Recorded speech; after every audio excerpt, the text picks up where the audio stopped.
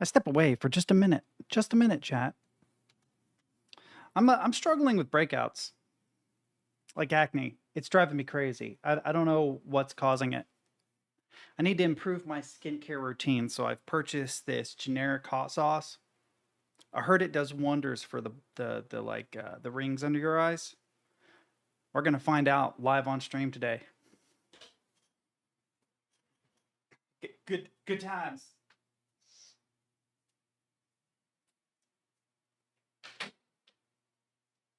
I just I just noticed the Brave wallpaper. I'm obviously exaggerating, and I look over at my fucking my browser, and it's like hyperbolic.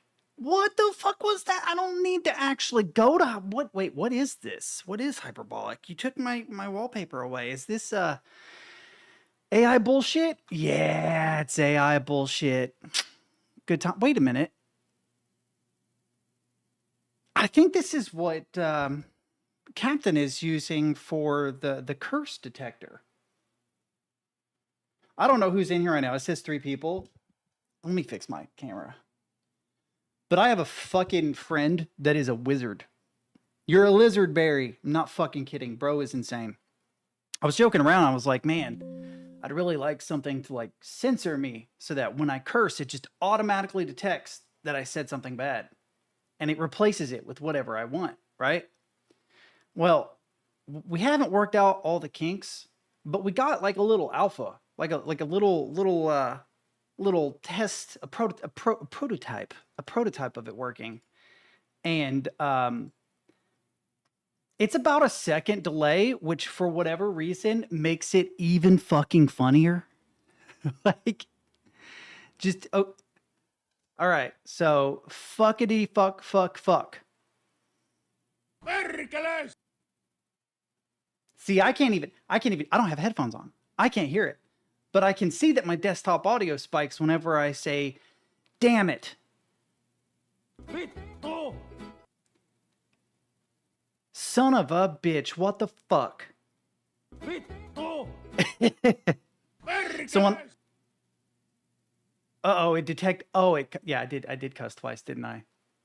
When I say fuck, you say Vittu. I'm gonna have to start doing it slower. When I say fuck, you say perkele. There we go. We're getting it. I can have an expletive argument with it. When I say shit, you say Vittu. When I say damn, you say fuck.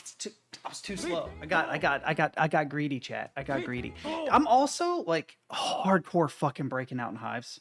I knew I was gonna say it. And I don't know why. I have one on the fucking ball of my foot. It took it a minute. It's like there. It itches like crazy. And I know that if I mess with it, it will hurt. Yeah, I need to get new socks again. These are falling apart. But I go through socks so quickly that I usually darn them, like fix them. But I've gotten to a point where I can't fix these anymore. They're more thread than they are socks at this point. I do have medicine that will help. The problem is Benadryl works really well, but it knocks you out. Ooh, did it? Okay, cool. I knew I censored myself. All right, good finish, curse detector. I'm very proud of you.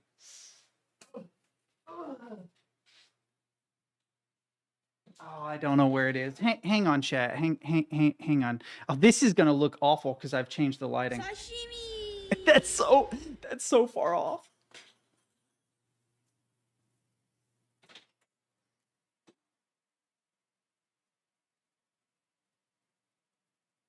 What in the world? Where is it? Where are you? I need you to come with me. Hey, mom, I like the way you move.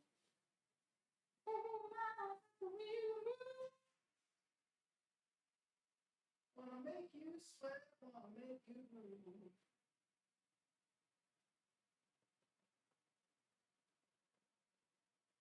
Thanks. I don't know what that's about. Dun, dun, dun, dun, dun, dun, dun. I cannot find my medicine. I don't know where I put it, and that really fucking sucks. Perkele! Hang on, chat. Perkele! Perkele! Boys, boys. If you thought feet pics were exciting, does anybody want to watch a fat 37-year-old rub lotion on his feet? Sorry, you have to join my OnlyFans for that one, fuckers. There we are. Don't worry, I'm not gonna. It's not like girly lotion either. It's medicine. It's hydrocortisone. If I do it early enough, it'll keep it from swelling up. I'm telling you, I can't prove it, but I have not had hives ever my entire life at all. You never heard me bitch about it on stream until last year. I don't know what happened. See, what worries me is my dad had an autoimmune disease that affected his skin. It made him break out in these crazy blisters all over the place, and he literally took the medicine that lepers, leprosy, like the Leper King. Leper King would have loved to have this medicine. It's like doxamine or something like that. I can't remember. Dop. It's not Depakote. I'll think of it when I'm not trying to. But I don't want that. That like it really negatively affected my father's life for the last 40 years of his life. And what happened? See, what had happened was I was washing dishes and the sink got funky. You remember the gnats last summer? So I boiled out the sinks. Not boiled out the sinks, I bleached out the sinks. I'm like, I'm gonna bleach out the sinks, and then it will kill everything. I don't have to worry about it. And then I washed the sink out with bleach, and I put bleach in with my dishwater when I cleaned the dishes. Because I let them sit too long over a sink where little fruit flies or whatever, those gnats were coming out. And I'm like, nope, I'm sanitizing the fuck out of this. Sanitized the shit out of it, hives ever since. I touched bleach too long, and now I get hives. It's fucking weird. It makes no sense. It actually makes no sense. It makes sense that like I'd have a like allergic reaction to the bleach then, but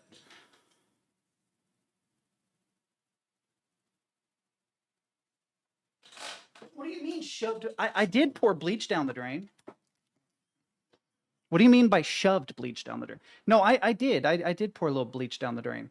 Because there's like little pea traps and stuff where those flies can have larvae. So in wet places in America, I bet it's probably true in Brazil too. I don't know, like a sixth of a cup maybe, like total, to scrub out the sink, to go down the drain and everything. It wasn't like I poured bleach down the drain and then I poured more bleach to do the dishes. I poured bleach in the sink with water to do the dishes and soap, and I filled the sinks all the way up to dilute the bleach, right? And then when I drained it out, that same bleach would then kill anything that was in the drain. That was my thought process, and it fucked me up.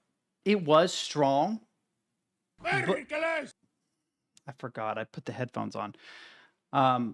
But it wasn't so obscenely strong that it should have caused like a terrible allergic reaction. Because it was 2 sinks. So it was like a 1/12 of a cup in this one and a 1/12 of a cup in this one. I don't know what that amounts to. It's like a tablespoon or something in each, probably 2 tablespoons. Again, I don't know what that is in metric. You guys don't use cups, teaspoons, or tablespoons, right? Gallons I get, not using gallons. But it's weird that you don't have a measurement called a cup. You do? Okay, well then you know what I'm talking about. Because that's the imperial system, not the metric system. That's left over from imperial. You ever want to see something funny? Look up clips of the 70s in Britain when they first switched from imperial to metric and how much they bitched about it. How much they they bitched about it so much they fucking hated it. And now British people Perkele! love to get on Americans. You sons of bitches, you need to switch over to metric. Like, listen, your fucking dad, Vittu! he didn't like it either. Cup equivalent in metric. It's 8 ounces. Unless it's coffee, then it's 6. That's, I think, was just... It's 237 milliliters. Please tell me when it calls for a cup of something, you guys don't go, oh, I need 237 milliliters. Maybe you would say I need a quarter liter.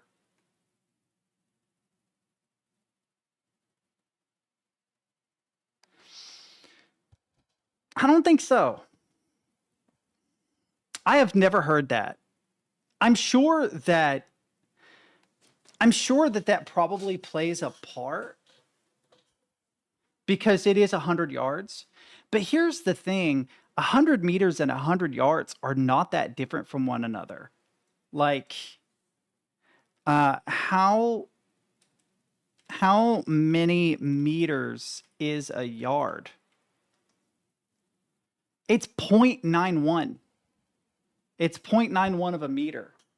So it would be 9% longer. You see what I'm saying? Like,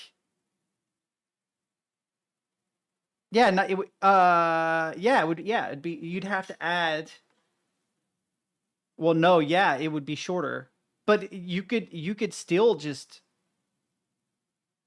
I also don't know why you couldn't just keep that measurement system literally just for football. Right? Like, I do think that there are places where the imperial system is just superior to the metric system. I don't think that football is one of them. But I'm saying because there are instances where it's superior, having a separate numbering system that you can use in those instances would be good. In fact, I would advocate for people being able to use imperial and metric both. Because I definitely see the benefits of metric, but occasionally I see the benefits of imperial too. For instance, measuring in cups. If I want a cup of something, I don't want 237 milliliters of something. My guess is the replacement for a cup would be 250 mLs. 100%. 100%. That's how people would measure it in the metric system. But that also just seems like, why are we measuring 250 of something instead of just one cup? 250 mil or 1 cup. Liters make sense when it's multiples of liters. Like, oh, you go and you get like a a liter of water, even like 1.5 liters of water. I can kind of let that pass. 2 liters of, fair enough, right? But if someone asked me to go get 250 liters of something, I'd be like, there has got to be a better measurement for this. I don't think so. I don't think so. I disagree with that. Because, for one thing, it makes measuring things unnecessarily complicated. Like, what do your measuring cups come in? Jesus Christ. So we divide ours by divisions of 2 and 3, right? So you could have as little as 1/8 of a cup or 1/6 of a cup if you're doing 3 divisions, right? You could have 2/3 of a cup. Please do the math and tell me what 2/3 of 250 milliliters is. Yeah, but what I'm saying is that the subdivisions are too small. It convolutes it. I am measuring 1 of something.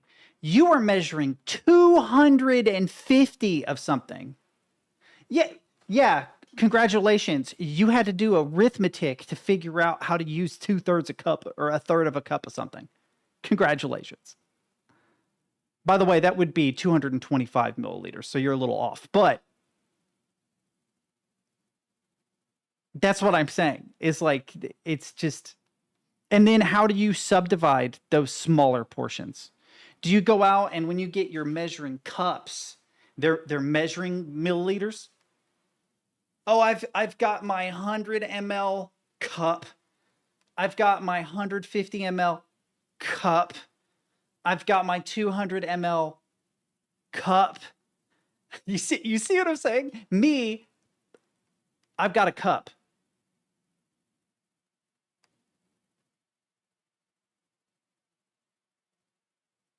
The end.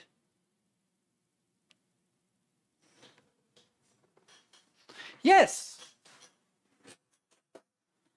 Yes, I do, but it's also a fractional system. Right? It's not a decimal or metric based system. So like if I need half a cup of something, I fill my cup halfway. Instead of measuring out 125 milliliters, which is not accurate, by the way, because it's 237.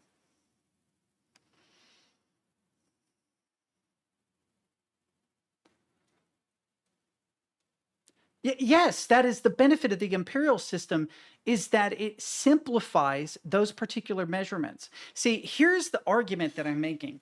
The argument is that while there is a mathematical elegance to multiples of 10, in actual application of the metric system, it's multiples of hundreds and thousands, almost always, right? Because there are actually measurements between meter and kilometer, but how often do you actually use what, a decameter? Never, right? So while on paper, mathematically, that is very, very elegant, humanly, it is useless. It is not helpful at all. The benefit of the metric system is mostly mathematical and scientific in the elegance of the system itself. But as it is associated with people in realistic applications, it begins to falter. In the same way that Celsius is a measurement of the temperature of water, which is really fucking great when you need to measure the temperature of water, but it is not so useful when you need to measure the temperature a person experiences, right? 100 degrees Fahrenheit is 100% hot, right? 0 degrees Fahrenheit is 0% hot. If you think about it like that, you will instantly accurately measure the temperature in Fahrenheit. You don't even need experience with Fahrenheit to get like, oh, this is 50% hot. This is 70% hot. If you were to ask people, right, like what temperature they would like, most people tend to prefer slightly warmer temperatures. So they'd probably say, yeah, I like, I don't know, 70, 75% hot. Guess what? That's room temperature. That's room temperature. That's the temperature everybody wants. And it just took intuition for it to work. That's why I like it. It does make sense. It does make sense. Ask anybody who... Very few people, other than children, like winter more than summer. Yes, that's great for water. If I am cooking, Celsius makes all the sense in the world. I am not water. Realistically, when I ask you what temperature it is out today, right? I'm never going to use anything even closely approaching 100. Ever, unless we're all dying. They dropped nukes on us or something. It's very good for water. Very, very helpful when it comes to water. In the same way that Kelvin is very, very helpful if we're objectively trying to measure the temperature of things in the universe. Because 0 is 0. There is nothing below. Right? But Fahrenheit measures the temperature of a person, not the temperature of water. You would just know. That might require a little more intuition, but again, That's what I'm saying, is that Fahrenheit is intuitive because it is a measurement of people. Right? Like metric is really good because of its subdivisions, but also that's its problem is that those subdivisions very rarely correlate with what people actually experience. So like the subdivisions for temperature, Celsius, right? Centigrade. The problem with it is it goes up to 100, which is boiling, 0, which is freezing, which makes perfect sense, except human beings never approach boiling temperature unless you're Finnish in a sauna because you're fucking weird, right? So you don't use half those numbers anyway. And then the subdivisions are so great that you end up with a less nuanced temperature system.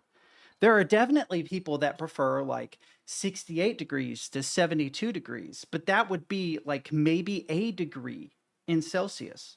And because of a lack of subdivisions, there are literally cases where you have to start using a fucking decimal point with Celsius. You never really have to do that with Fahrenheit, ever.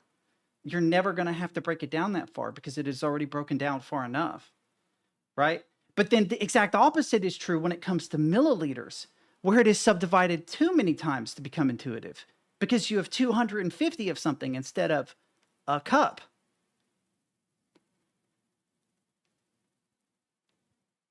So the argument that I am making is that both systems have their benefits, but that generally, I would argue not so much the case with distances. Imperial is more geared toward what is humanly intuitive because it came out of human intuition, not out of math.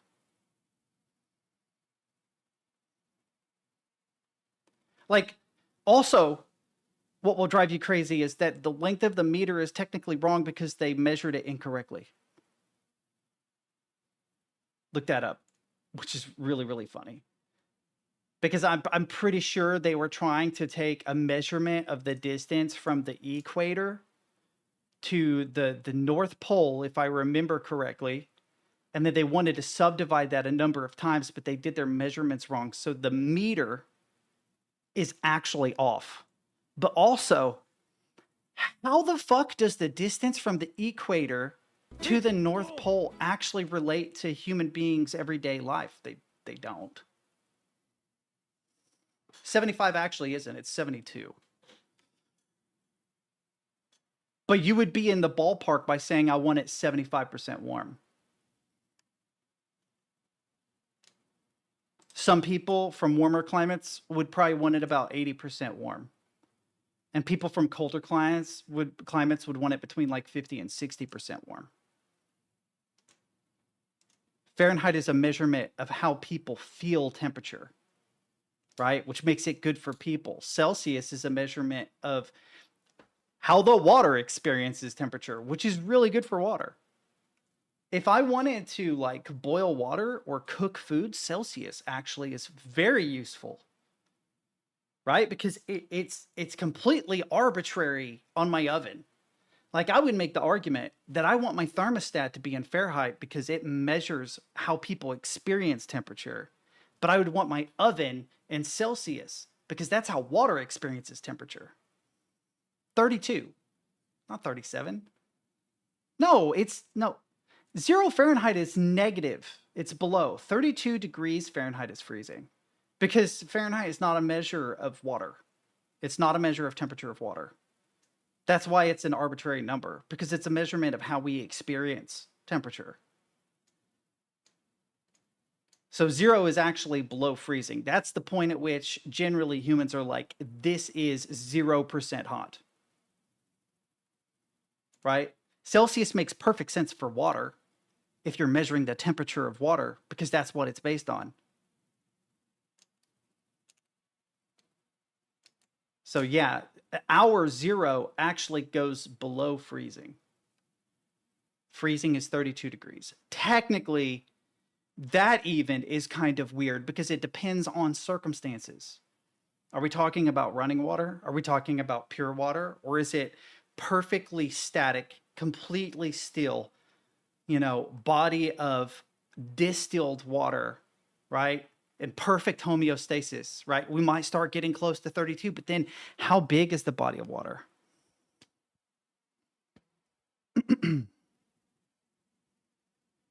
I thought you said it was Oh, I thought you were talking about freezing. When I saw 37C, I thought you were talking about freezing water. Yeah, 98.6. That's actually another really, really, really good one, right? I do not like measuring human temperatures in Celsius.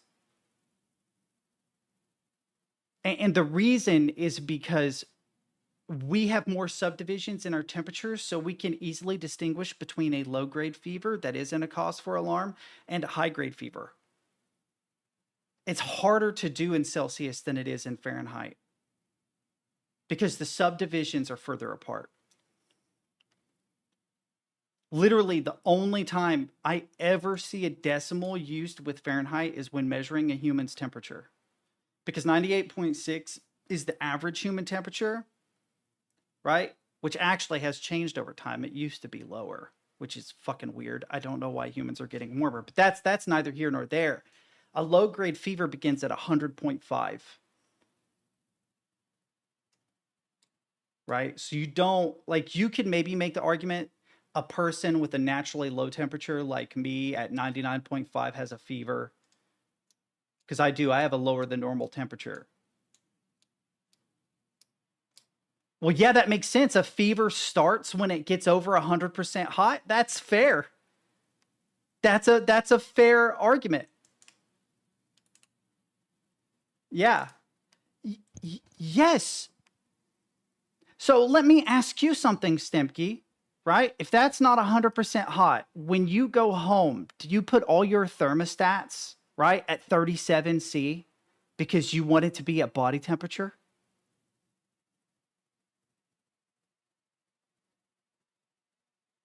Right? I mean, that's actually remarkably close considering that Fahrenheit predates our understanding of the temperature of the human body. Obviously, the system existed before the measurement.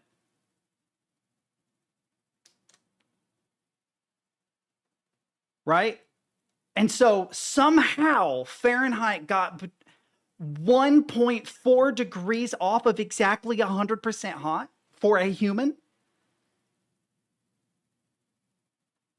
That's fucking remarkable. That's remarkably accurate, especially when you consider that 1.4 degrees is probably smaller than a degree difference in Celsius.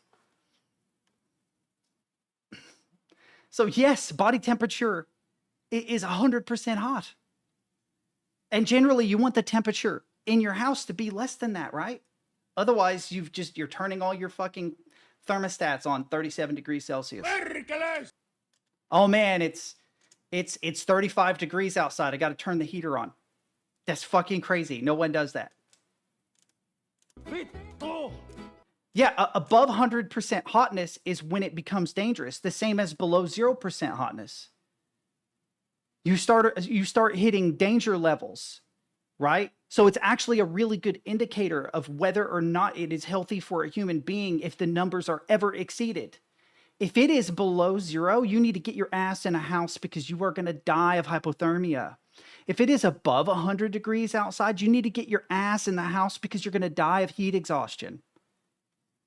So weirdly, it is helpful in that regard as well. Yeah, because 125% doesn't exist. You are exactly correct. The only percentages that exist are between 0% and 100%, Stemke. My bad. Math doesn't allow for 125%. That doesn't exist. Whoops. In this contest, it doesn't exist because you say it doesn't exist? Is your source just trust me, bro? Stemke's in here like, sources just trust me, bro. I'm just saying, dude, you're losing this argument. You're losing this argument like really bad. I love you, but you are. You're my homie, but you're not winning this argument at all. Fahrenheit is a good measurement of temperature for people. Celsius is a good measurement of temperature for water. Kelvin is a good measurement of temperature in the universe broadly.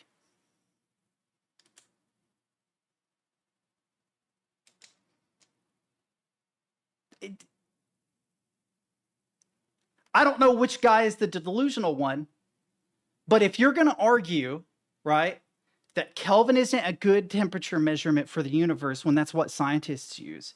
That Celsius isn't a good temperature measurement for water because it's literally based on water. And that Fahrenheit isn't a good temperature measurement system for people because it's literally based on human experience. Then who's the delusional one? You're absolutely correct. I'm going to start using Kelvin. It is objectively superior. It's only like 400 Kelvin in here right now. Temperature doesn't work that way. I didn't say full hot. Like let's say, right, that you have tire pressure. Let's say I said 100%. Let's say that we have tire pressure, right? I'm going to have to use imperial again. But let's say that you have 32, right, pounds of pressure per square inch. I know, imperial, God forbid, right? That is your tire full. That tire is technically full. We'll use full. We'll use your language, okay? Right? If I were to put 40 pounds of pressure, 40 PSI in that tire, right? It's technically over full and it becomes dangerous. Because now it is what is one for 20%? Greater, it's like at 120% pressure. It becomes dangerous, right?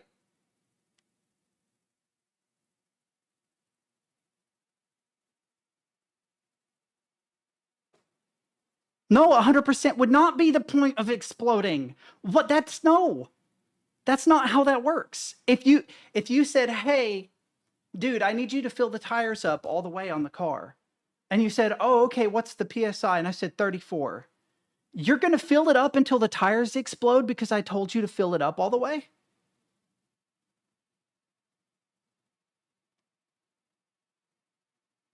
What? Makes no sense.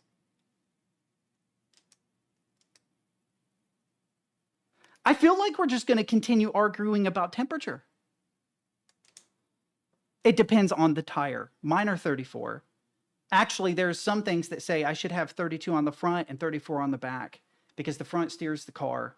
Having them depressed by that extra 2 pounds means that it makes more contact with the road, which helps with steering, especially because it's a rear-wheel drive. The reverse could also be true if you're worried about traction in the rear of your car.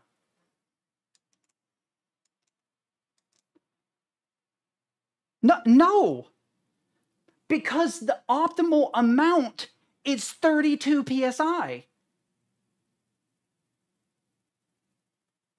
You're acting like as if percentages greater than 100% don't exist, but they do. How many advertisements have you seen where they're like, we've improved our stock portfolio by 125%?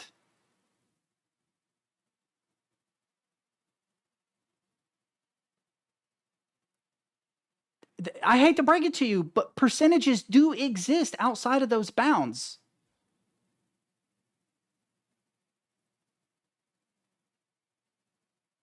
I don't. But we're all out here, right? I'm like, hey, bro, I need you to feel I need you to feel the air in the tires. Okay, and he fills it up to a fucking 100. That's literally an iFunny meme disparaging women because they don't understand how tire pressure works. I have literally seen that meme. That is an actual meme that I have seen. No. If I tell you to fill the fucking tires, I mean to fill it up to the fucking optimal PSI. 100% would be that PSI. You are going over 100% if you go over that PSI. I'm just trying to find examples in which you would go over 100% because they exist. There are actually innumerable examples outside the bounds of 0 to 100. Right? I don't understand why that concept is so hard to get. Why do they not exist in this context? Because you said so?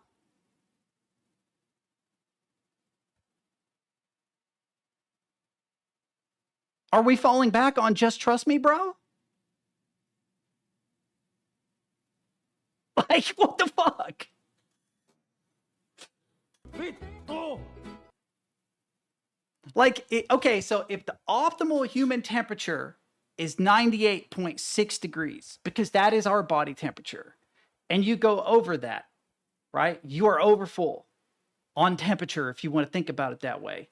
That would be dangerous, right?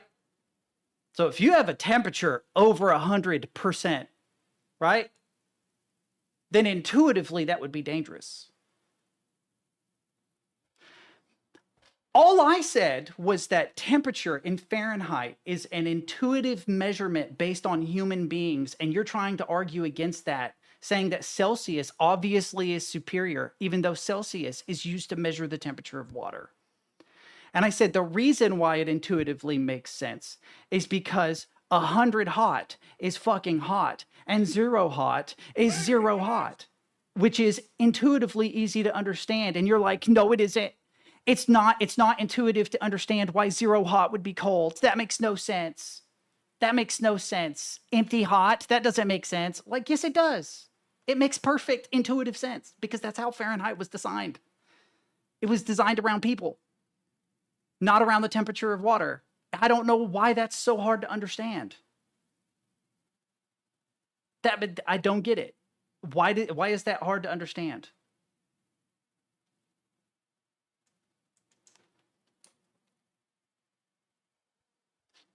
Yes.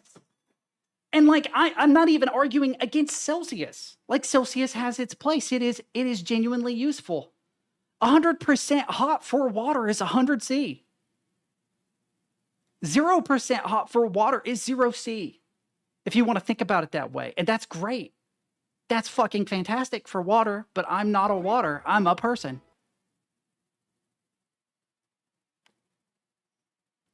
See, that's the thing. That's the thing. Fahrenheit is older than Celsius, right?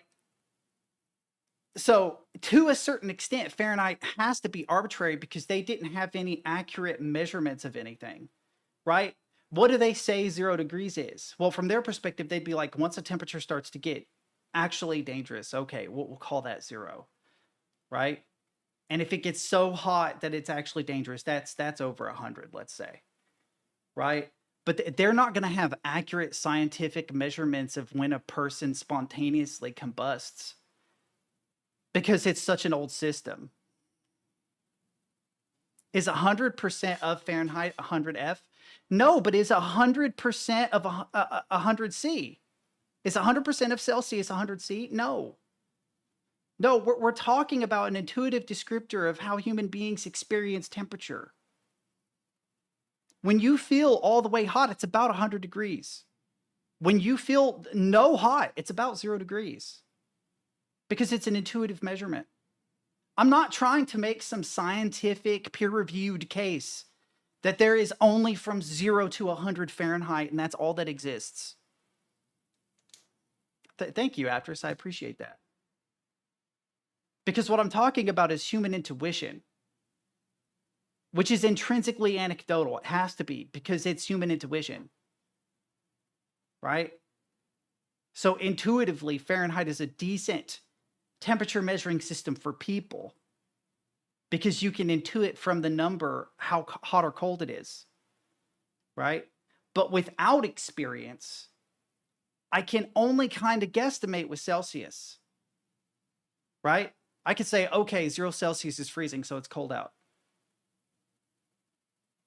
But 17, if you told me that 17 degrees was 17% hot, that would be wildly inaccurate. If you're a British person, that's so hot you have heat stroke, right? If you live in sub-Saharan Africa, that's cold as shit. You need a jacket. Vittu!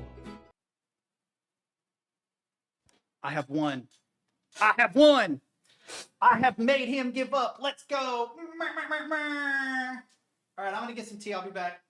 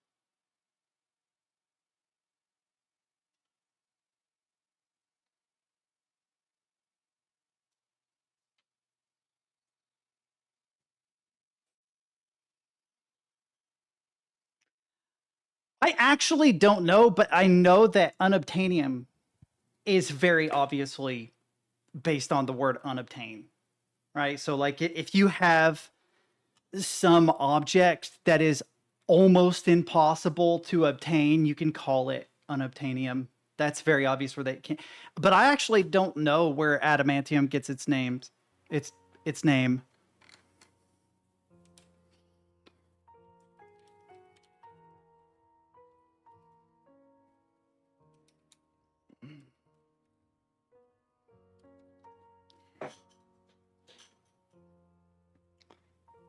Pertaining to diamond-like, adamant, or steel, the word adamantine is used to describe something that is very hard, unbreakable, or unyielding.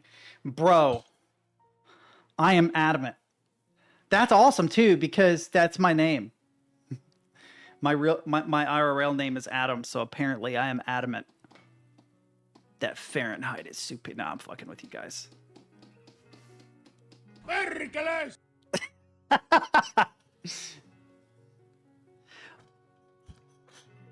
Oh, yeah, because you're not. You're not at all.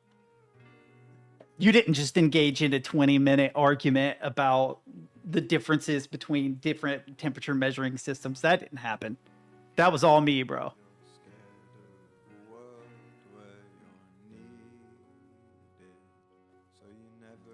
I don't understand why it's so hard to accept that we have 3 different measuring systems that are good for 3 different things. I don't know why there's like this like loyalty to a temperature measuring system. It feels like cognitive bias to me. Because I don't actually think Fahrenheit is superior, right? I don't think it's superior at all. I just think it's better for measuring people temperature, and Celsius for water, and Kelvin for scientific things. I don't have loyalty to any of them. I just recognize what their purposes are and what they're good at, right? That would be like one guy arguing against the other guy between like a sledgehammer and like a rubber mallet. And one guy is like, yeah, but the rubber mallet is really, really good for things that you don't want to bust up. You know, you don't want to break things. And the other guy's like, no, the sledgehammer is just objectively better in all scenarios. And it's like, the other guy's like, well, no, the sledgehammer is good for breaking stuff. The mallet is good for things you don't want to break. And the guy's like, no, the sledgehammer is objectively better, period. That's how that argument feels. I don't understand why that would be like risque, or what's the word I'm looking for? An unpopular opinion. I get that you have an intuitive sense of Celsius because you grew up in a culture that used it all your life, right? So you do have an intuitive sense of Celsius because you grew up with it. What I'm saying is, if you never introduced anybody to any temperature measuring system ever, and you gave them no scientific basis to come up with a measure of temperature, they just had to describe the temperature using a number figure, the guy's description of temperature would be way closer to what we see with Fahrenheit than with Celsius. And the evidence for that is that's how Fahrenheit was developed, at least to a degree.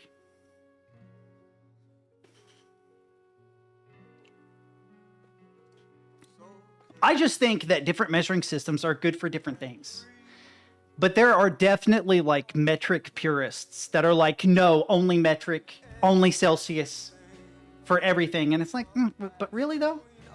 We used this entire other system for like a really, really long time, and we got along pretty well with it. Didn't really seem to have much issues with it.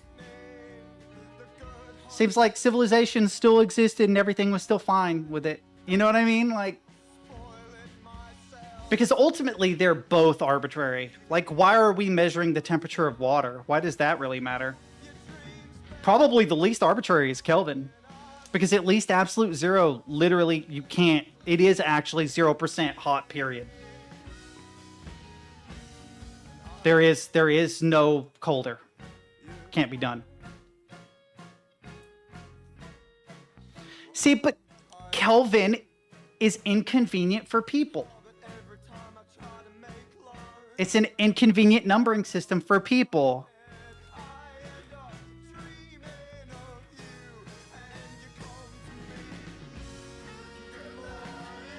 Yeah, it's 293 Kelvin in my room right now.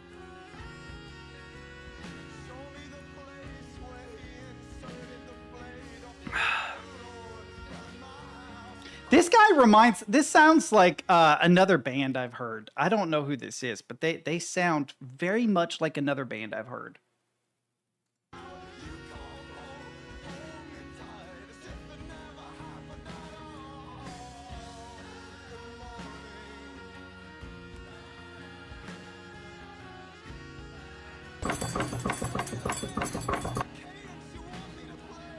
Me when I'm at your mom's place and she makes you a TV dinner.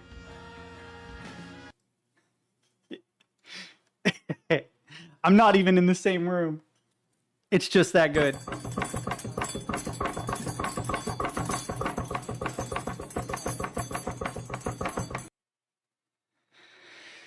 Depends on the steak. I got into an argument with a guy about a fajitas.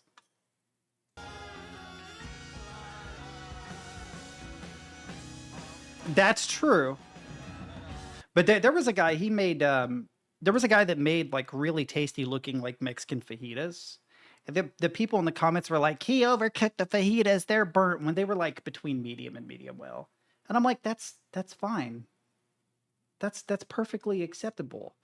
It's thin slices of steak that's going to be wrapped in a tortilla. I said, have you ever had like a steak burrito with rare steak? It's awful. Not because there's anything wrong with the steak, but because of all the blood and juices soak up the tortilla and it falls apart in your hands. It's like a juicy, sloppy mess. It's not fun to eat, right? So like if I wanted a steak on a plate, I'd go between medium rare and medium. But if I'm going to have like thin slices of steak in a tortilla, I'm going to go above medium.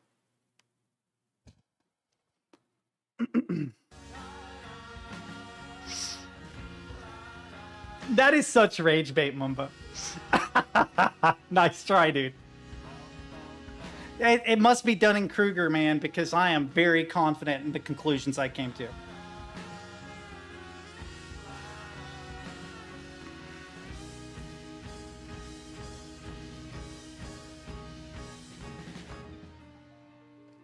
Oh.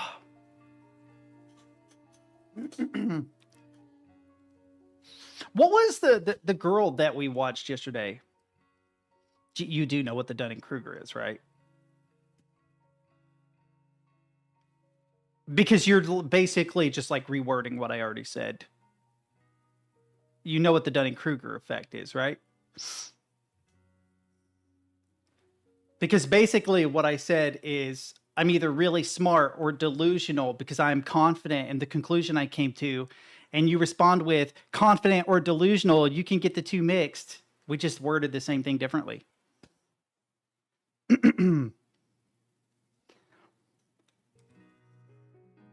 real hard to argue Dunning-Kruger when a person is aware of Dunning-Kruger.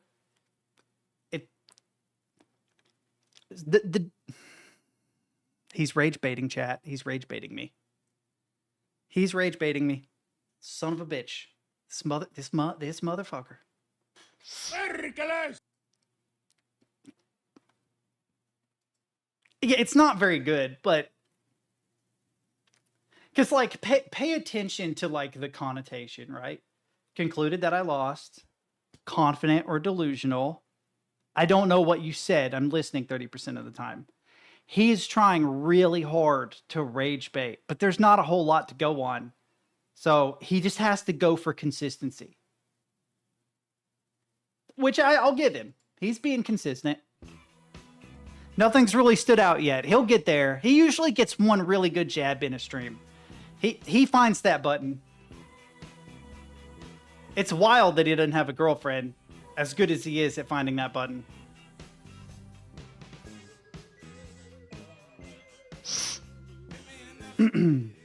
I'm not upset.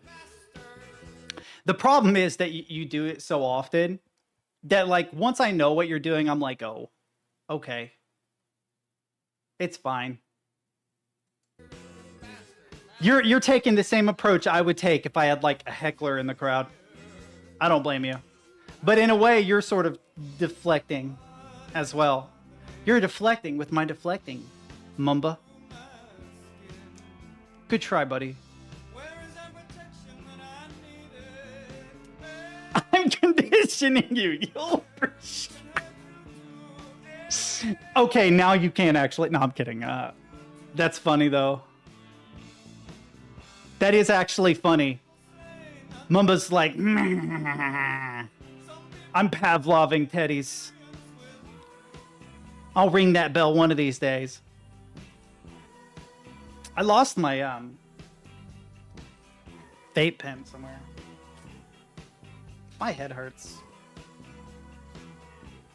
All talking aside, I think I'm sick. I think I've been sick for about a week. Maybe a little, well, yeah, no, almost exactly a week since about last Wednesday. What is today? Thursday? Yeah. I have not felt good a single fucking day for like 7 or 8 days. Perkele! It's just like really lethargic, pretty much a constant headache. And I'm ingesting an insane amount, like way more caffeine than I should to stream so that I actually have energy for stream. And then I jump in here with no sleep, overly caffeinated with the headache, and have to argue in favor of Fahrenheit for 20 minutes. Just to then be like casually derided by Mumba for the next 4 hours. Give it another 3 and we'll start getting like the brain rot memes. Numero 5 haircut type shit. Well, you know what I mean? Perkele! Yeah, I don't. I'm genuinely not aggravated. I'm not angry or annoyed or anything like that. I just don't feel good. So if it sounds like I'm like aggressive or I'm not even a little bit, man. I'm not in a bad mood at all. I just don't feel good. You know what I mean? And I haven't for a while, and it's starting to take its toll a little bit. I'm getting tired of it. I thought that one of my guys gave me something. Because here's the thing. I've been exposed to so much stuff for so long. Because my mother was a nurse when I grew up, like a single mother nurse. So I was exposed to a lot of stuff as a kid. And then I get exposed to a lot of stuff now as an adult taking care of disabled people. Because, I mean, they'll cough in your face. They'll sneeze on you. You're cleaning pee and poo and blood and God knows what else. You know what I mean? They never wash their hands unless you make them. Even then, it's really hard because some of them don't quite know how to do that correctly. You even wash their hands for them sometimes, right? So you get exposed to a lot of stuff. So what happens is like you don't often go full swing sick. So like if I got a cold, I would say better than half the time I have a cold, I won't get like a sneeze or a cough. I will just feel incredibly tired for like 2 weeks. I will just feel like I haven't slept for 2 weeks. And then I'll get over it. If I actually get to the point where I start to have other symptoms, I am sick, dude. Like I am. If I get to the point that I'm like coughing or sneezing or have a fever, like recently, the reason why I think I got sick is because I had really, really, really bad stomach problems. I think it was at the end of last week. It was the first time since I was a kid I thought I was gonna like puke on myself because I couldn't control it. Do you know what I mean? You guys ever been like so sick to your stomach and so fucking weak you're like, man, I don't even know if I'm gonna make it to the bathroom. Like this is not fun. And then I had no appetite for like 4 days. I ate almost nothing for like 4 days, which is part of the reason why I have no groceries in the house. I'm not like trying to complain, like, woe is me. I'm not trying to complain. I'm just saying, when you're not hungry, you don't have incentive to go to the store and buy shit because, Vittu! Damn it, Pete. You're going to do it again. Perkele! You just motherfucker. And again, Perkele! There it is. Anyway, I've got to get the timing on that correct. VS Code extensions with 9 million installs pulled over security risks. Dude. Risk score high. Malicious activity detected high. A lack of obfuscated code, though. So was this just a 0-day? This was just a 0-day. It wasn't purposefully malicious. It was just like they just discovered a thing.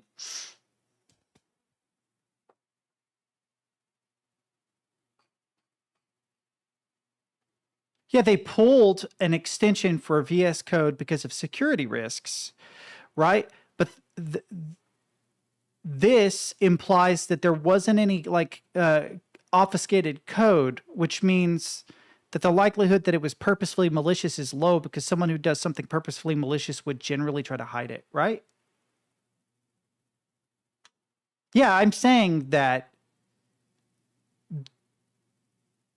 oh man, I don't feel good. The security exploit that was discovered was found in an extension, but the exploit, like the vulnerability that was discovered, was not it wasn't purposefully injected into the code for malicious purposes. It was just a mistake someone made that got took advantage of for malicious purposes. Because like if I wanted to, like say there's an open source project, right? And I contribute code to that project and I want that code to be used for malicious purposes, I maybe would obfuscate that code to make it not look malicious so that it gets accepted. It, gets actually merged with the main project and then I can take advantage of it for malicious purposes. What I'm saying very fucking poorly because I can't think right now is that this was just a mistake someone made. Dude, the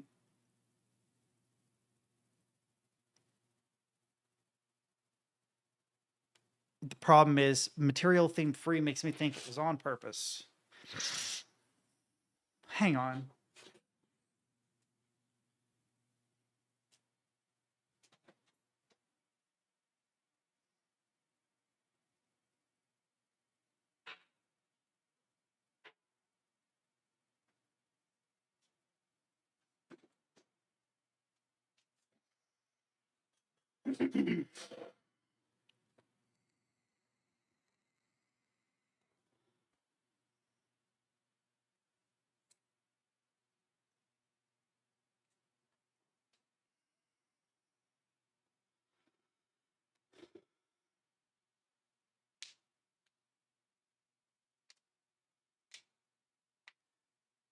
This, I was wrong. A member of the community did a deep security analysis of the extension, that being material theme free, made by Mattia Astorino, right, which had 13 million installs. Anyway, they did a deep dive of this extension and found multiple red flags that indicate malicious intent. Intent is the important one. That was what I was trying to say with my drug-addled brain, was intent.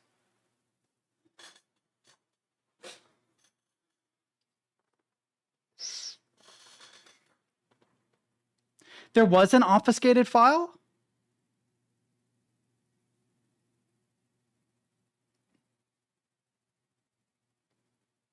See, that's when I saw this image, I assumed that it wasn't obfuscated at all, so somebody fucked up.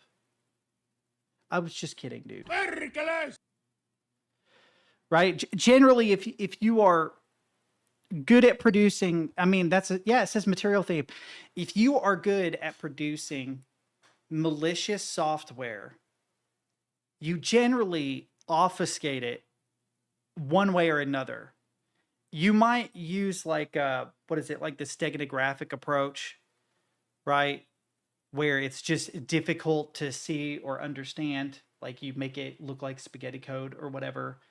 Or you literally hide it and make it look like it's not malicious code. So when you look at it, you're like, oh, this looks mostly fine. Maybe a little janky, but whatever. You don't think anything about it, and then it takes advantage of you. So this is just some random scanner. So this isn't the result of what the deep dive did. Oh, I'm a fucking idiot. Vittu! Yeah, I feel you, Pete. You're right. This is annoying. So this scanner, you know what? I need Pete's help. This scanner fucking sucks because holy shit, that is Perkele! very, I mean, Vittu! this is all hex. There is a function with nothing but hexadecimal after it. I'm sorry, man. I am behind. Usernames, however.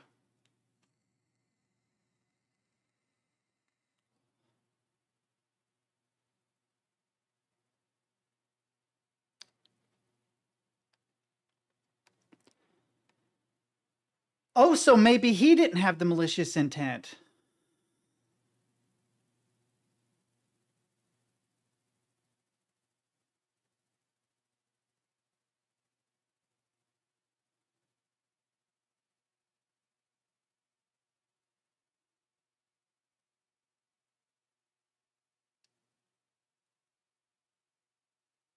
Damn, that sucks.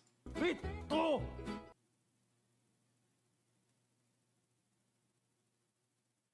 You think he's lying?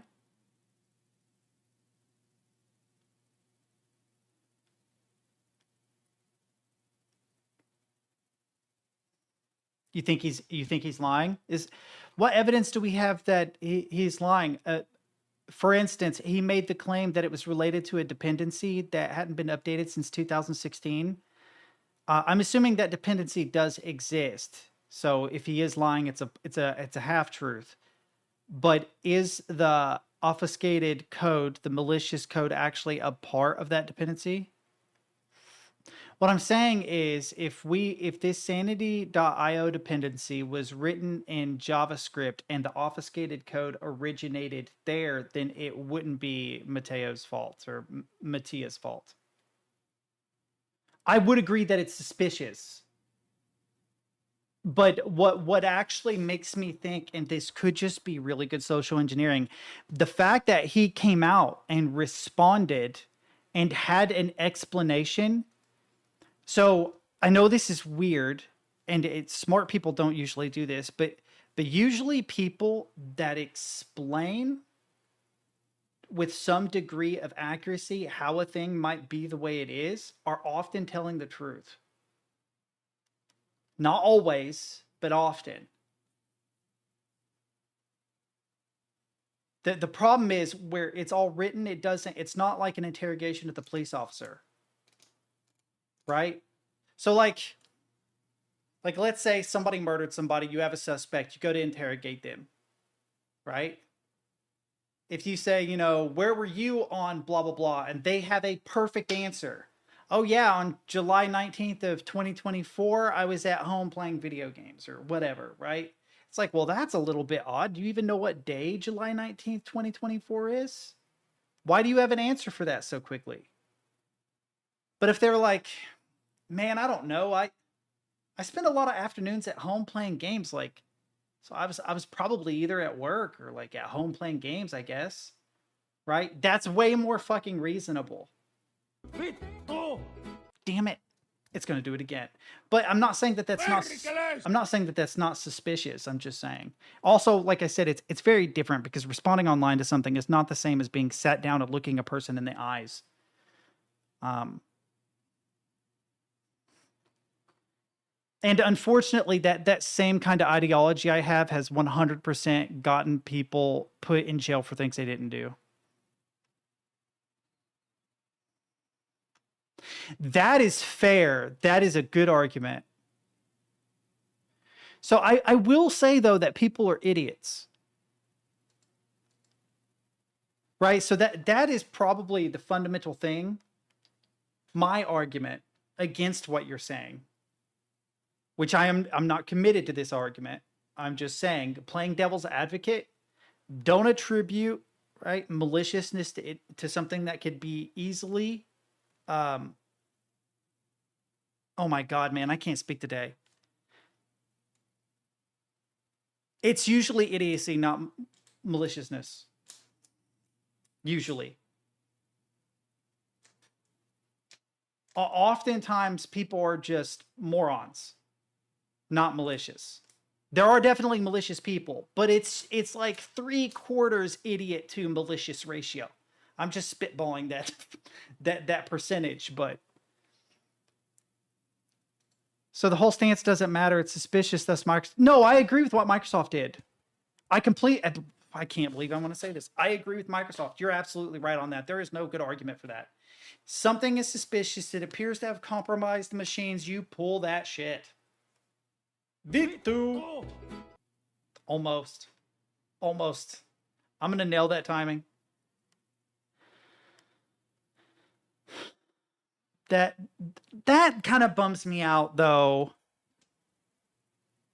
The intro being 10 minutes long, there's no excuse, but UI issues. I miss UI design.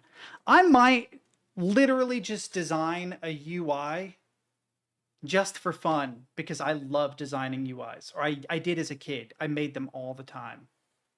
I was very good at it once upon a time, especially in HTML, CSS3, and JavaScript. Bro.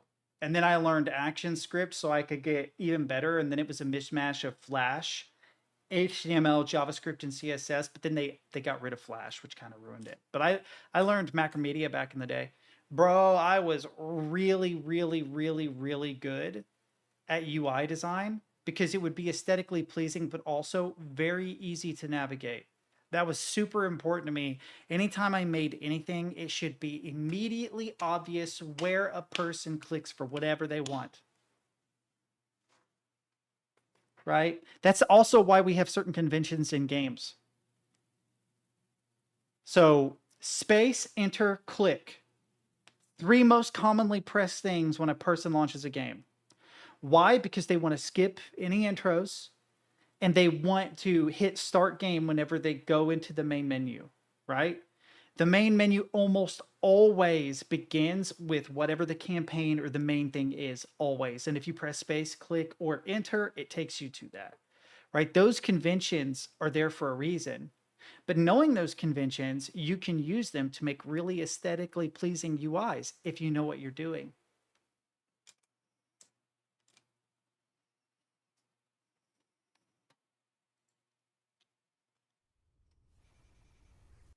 Wait. We might play this today.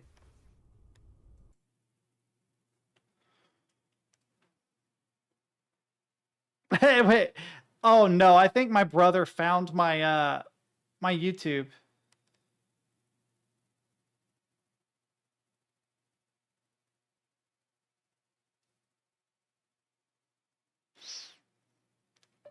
Dude, if you watched, it was me ranting about why Fahrenheit is actually good for measuring temperature as people experience it. And complaining about how I've been kind of sick for a week. Period. You're not going to be very entertained. Period.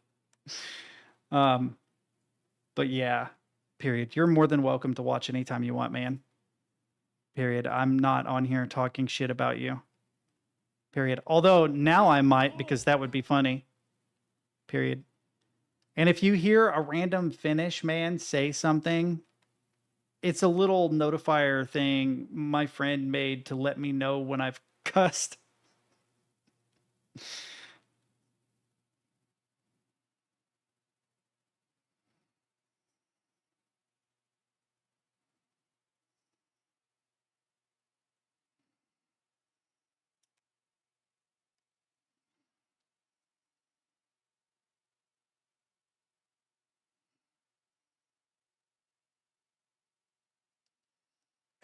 What? Period? Period? Period. What? That's weird that my brother got recommended my channel because I have not. I've never given it to him, I don't think. Why am I getting recommended to people on YouTube? Hey, listen, if you're here on YouTube, you're in the wrong place. This is literally here for posterity because YouTube keeps videos and Twitch doesn't. You want to see a higher quality stream, go over to twitch.com/AssassinTeddies if you want to actually watch. There shouldn't be any ads because I've thus far not chosen to be an affiliate or whatever, which I kind of like it that way. It does keep the viewer count down too, so it's a little more cozy in here, you know? You don't have to worry about a lot of people yelling back and forth or competing for my attention. You just have to worry about, like, Alfred, aka Mumbo, rage baiting me, right? Morinir sending obscure engineering memes about, I don't know, nuclear power plants in Germany, right? Brazil arguing with me about why Celsius is superior, even though it's objectively worse. Captain being a fucking wizard and making stuff like, oh, it didn't do it this time. Well, maybe he's not a perfect wizard, but usually he's such a good wizard that when I say fuck, you can hear his voice all the way from Finland. There it is. I'm just going to start pretending like that is Captain. Captain yells at me every time I say fuck or damn or shit. Vittu! That's weird. That didn't sound like Captain that time. That's so strange. All right, let's see this. That, by the way, I am kind of poking fun of you guys, but it's with love. It really is. So if you ever feel offended because I've kind of poked fun of you, look at it from my perspective. You guys rage bait me all the time. Yeah, you guys are way more malicious than I am. You guys are way more malicious than me. And the reason why I know is because while I haven't lately, and I think Morinir is excluded from this, Captain too. Those two are not malicious at all. But when I have complaints from other people about how malicious certain people are, they're usually not complaining about me. I can be toxic. I will agree. I can be malicious sometimes. But if we're weighing how malicious people can be, I am not the most malicious person here. We all know who that is. We also know who the second most toxic one is. There's two outliers. You know who you are.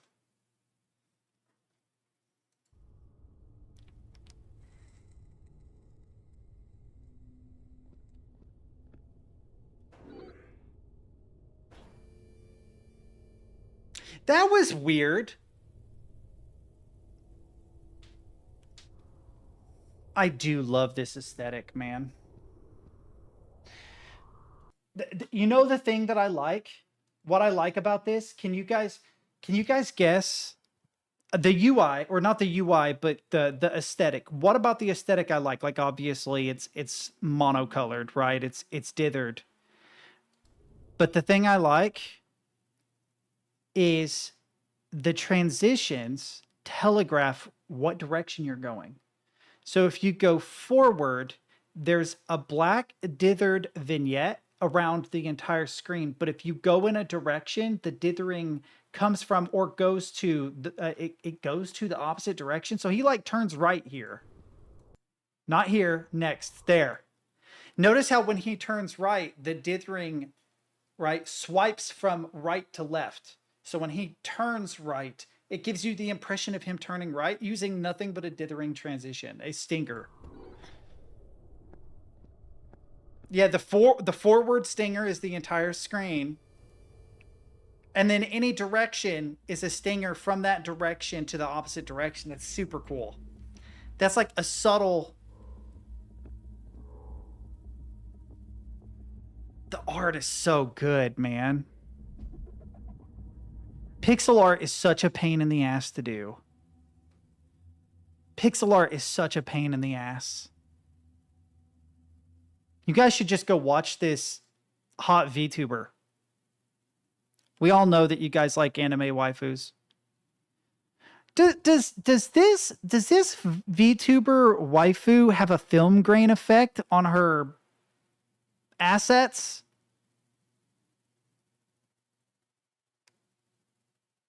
I lost the viewer instantly. I look over, the count goes down. Energy 55 out of 55, save code Yeah, I don't think you need to read the hex, but there looks to be film grain on the VTube thing. Man, I can't do VTubers. I can't. No disrespect. I'm sure she's a great streamer. I just can't. The only VTuber I like, the only one is Apterus. He is the only one that I can watch and be like, this is cool.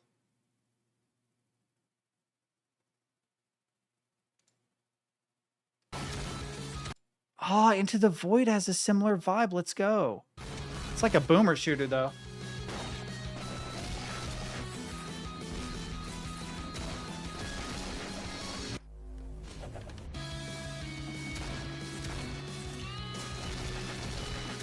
Eh.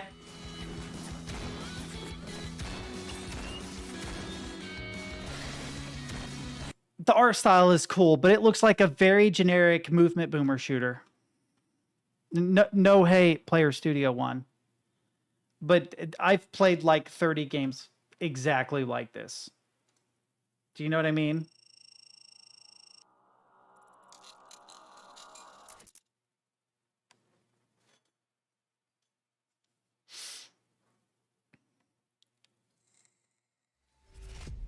Haven't been out here in a long time. Jesus, you're too young to remember Activation Day. Okay, so we got a private military corporation in South America wearing mech suits with orange highlights, which doesn't make any sense because it appears that they're trying to be stealthy. So obviously what you need to do when you're trying to be stealthy is wear a bunch of glowy shit.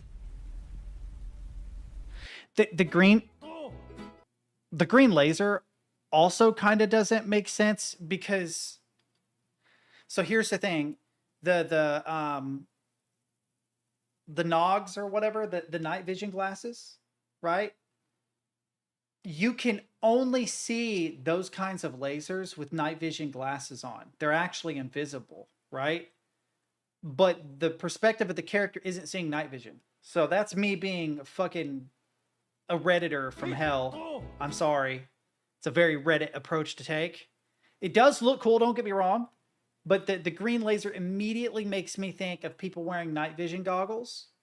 And this doesn't look like they have night vision. This just looks like they're looking through a regular visor. Which is cool if you didn't know that. And I've even heard that Tier 1 operators will have special lasers that are either both invisible and visible, or they will have two lasers. One that is visible and one that is invisible. The invisible one is purely for stealth when you don't want anybody to see it except for you and your team, right? So you can actually mark targets without the targets knowing that they're marked, but you want a visible one as a deterrent. I heard a Tier 1 operator talk about that. He was like, a visible laser will save you. Because you put a laser on somebody, they calm down really fucking quickly. And that can save your ass. That's actually really interesting. I would have never thought of that. Ooh, we got robots. Oh no, robots. Heartbeat sounds. Guy's about to die. Oh no. Oh, he's dead. He's going to wake up in some surgical facility. And let me tell you that fancy No? haircuts and TV ads is not the life of a PMC.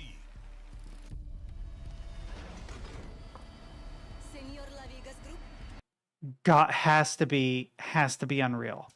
And the reason why I say this, it has the vibe of a smaller team, but it actually has good characters, which tells me they're probably using metahuman. Even if we don't have an invasion, let me show you a revolution. The weapons do look pretty cool.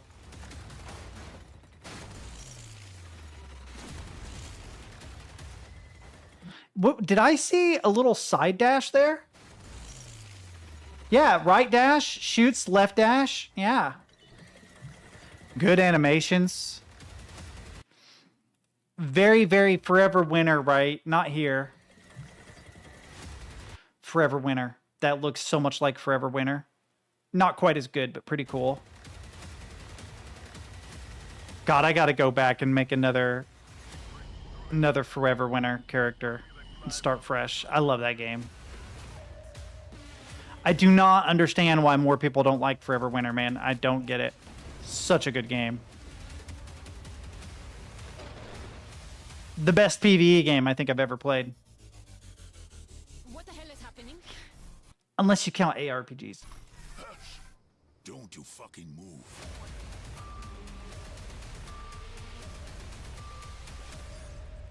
Call of Duty 17.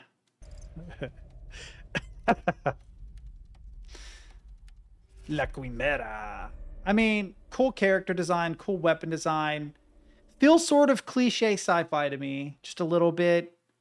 Fighting robots, I don't know why, doesn't interest me a whole lot.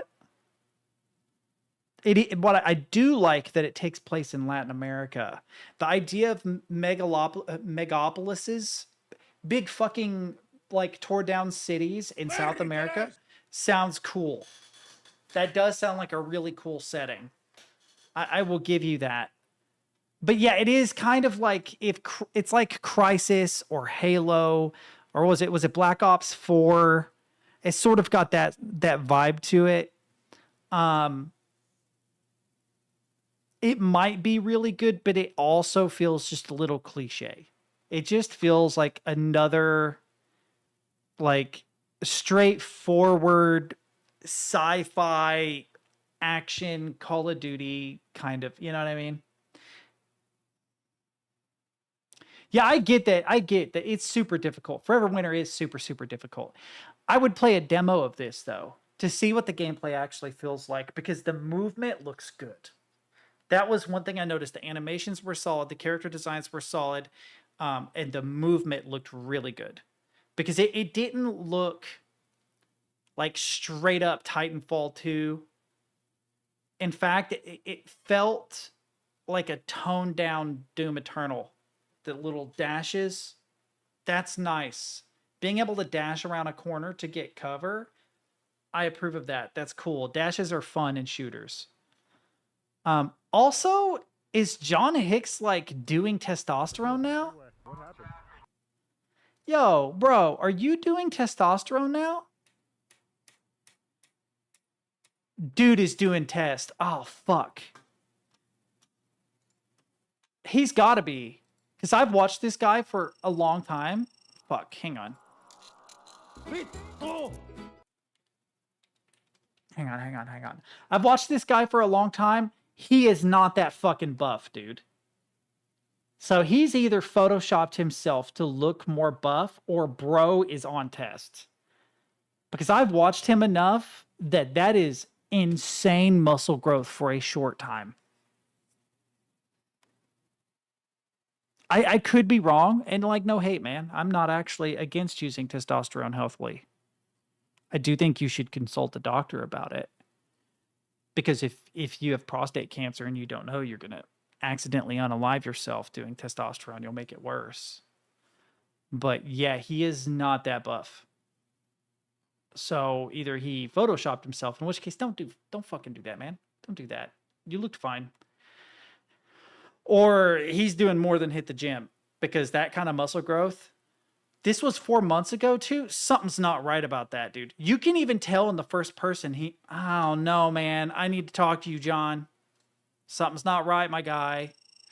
Why do all of the Steam links have sales mart personalized carousel tabbed 21? Why do they have that?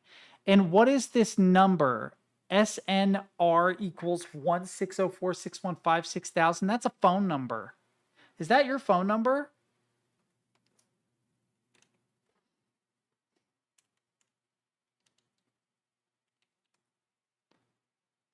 Columbus, Ohio? That's a phone number.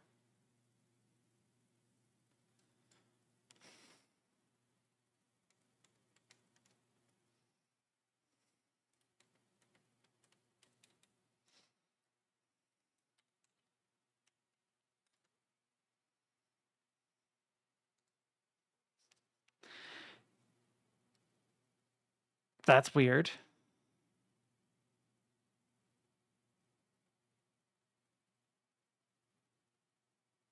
I don't understand why that would be attached to it. But no, this could be really good. I don't know. And I like Swans, but I'm not like a gigantic Swans fan. They're just, they're okay. I wouldn't say they're, okay. I would say they're good. Like if we're trying to compare like Swans to something like Radiohead, no. We sort of had that conversation before. There are a handful of bands that, man, I don't know what it is, dude. I don't know what it is. They just have the thing. I think that's why like the 60s is so batshit crazy, because it's like, how the fuck did so many of them have the thing? The Beatles had it. Jimi Hendrix had it. Right? Bob Dylan had it. Creedence Clearwater Revival had it. Janis Joplin had it. The Doors had it. Cream. It doesn't make sense. The late 60s through to the 70s, it's like those bands had the thing. Black Sabbath. And then when you start getting into the 80s, it feels more marketed. Like Motley Crue has cool songs, but they don't have it. You know what I mean? I don't know how to explain what that thing is. But there are some things that just feel like an industry plant that's sort of pushed in your face. And then there are things that like... Because there's almost no pop sensibility in Radiohead at all. Outside of their first album with Creep, right? And yet they somehow make the most resonating music you'll ever hear in your life. And I don't think there are a lot of bands that pull it off. I think Nine Inch Nails does. I think Tool does. In that sort of alt-rock arena. Different. But they definitely have like a thing. I like Marilyn Manson. I don't think he has it. Maybe he did when he was young, like back in the Antichrist era, but he doesn't really have it. But there definitely have been a couple, like Nirvana had it. You know, as much as I like Pearl Jam, I don't think they really did. Soundgarden kind of did. You know, maybe Linkin Park did randomly. I don't know how to explain it. It's not that there are bands that are good that you can enjoy and you can re-listen to, and they still don't have that thing. Yes, actually, randomly Death Grips. Yes, see, you get it. It's like a vibe. It's a vibe. There are bands that have like a really intense vibe. I don't know how to explain it other than that. Because it doesn't necessarily correlate with like how technically good they are. Right? That's the thing. Like occasionally you have someone who is technically good and very musical, like Jimi Hendrix. But oftentimes those two compete with each other. You know, you look at Kurt Cobain, for instance, great voice. He had a vibe, but all of his guitar stuff is dirt simple. That actually is a good way to think about it. It's when you have a band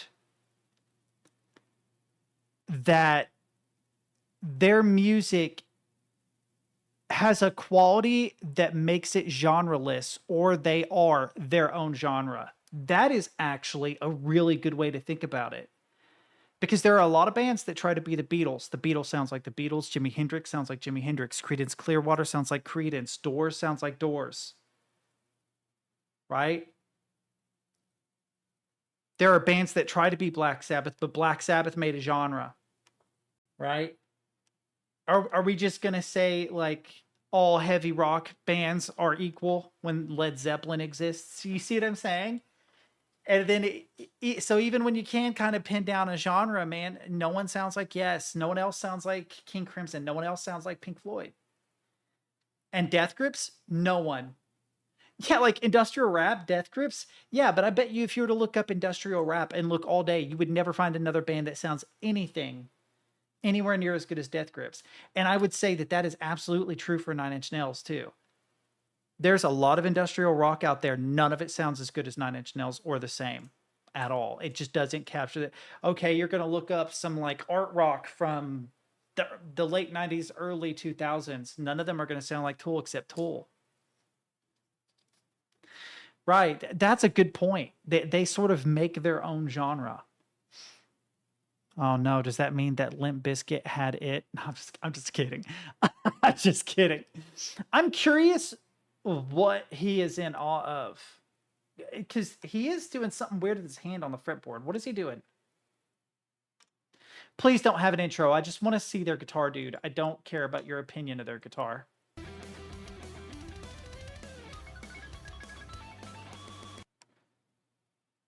That didn't even sound good.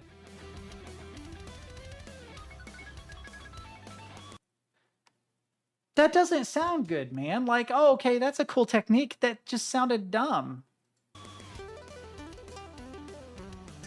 Finger tapping with sweeps, okay. I mean, not that it isn't good, but dude, I hate. I could see it being good for like industrial and deathcore. I think that technique could be utilized, but in the context that he used it, I was not impressed with how it sounded. Right? This is from the Shred collab. I hate shallow classical guitars. I fucking hate them. They don't sound good. They don't sound good. Shallow classical guitar. I don't care how cool Tim Henson is. Stop. Stop. I don't like it when Tim Henson plays it, and he's the one that popularized it. These super shallow body, trying to be an electric guitar, classical guitars are garbage. There are so many amazing guitarists that make music that would be better just by having a normal fucking classical guitar. Vittu! I'm serious. They like the Cordoba fusion bullshit. I'm sorry, man. They sound awful. Shallow body versus full body classical guitar. I learned my first guitar was a full body classical guitar, right? Let's see if they will. Dude, this guy is like a super shallow guitar, and then you look at the guitar and that's what they mean. Dude, not even, it's not shallow enough. Let's go to YouTube. Modern classical guitars versus traditional. Let's see if somebody has to do it, right? Oh no, this is nylon versus steel. This video pisses me off, even though he's one of the best guitarists on the planet. Bernth is one of the best guitarists on the planet, but he uses a stupid fucking shallow body Ibanez nylon string. He picks the worst possible sounding nylon string guitar to do the comparison. Because I love nylon string guitars, but the new, I don't even know what they're called. Fusion classical versus traditional classical guitar. There's got to be somebody who's done this. There has to be somebody. See, these are normal classical guitars. This shit, Cordoba stage versus traditional. The Cordoba stage with its new traditional counterpart. They're both shallow bodies. Why are these popular? I don't understand. I'm going to have to buy. I need you guys to donate money. I need to buy that shitty Ibanez that Tim Henson made popular. So the fuller the body, the more the low frequencies ring out. So what it does is it lends itself to the fullness of the quality of the sound. The really shallow bodies sound thin and tinny. They sound like a toy version of a guitar. It makes a huge difference because the body of an acoustic guitar is the resonator, right? With an electric, it can be shallow because you are plugging it via a cable into an amplifier that makes it louder and a speaker cabinet, right, that projects the sound back. You don't have that, or you didn't used to, with acoustic guitars. So the size and shape of the body, the way the neck is braced and everything makes a huge difference. But what makes the biggest difference is the size of the body. So if you listen to a traditional classical, like if you were to watch... we can do like Asturias. Okay, this is a good example. This lady, Anna Vidovich, right? She plays a traditional classical guitar. And this is in a professionally recorded situation. Right? So that's what a normal one sounds like. And then if I were to look up Jim Henson classical guitar,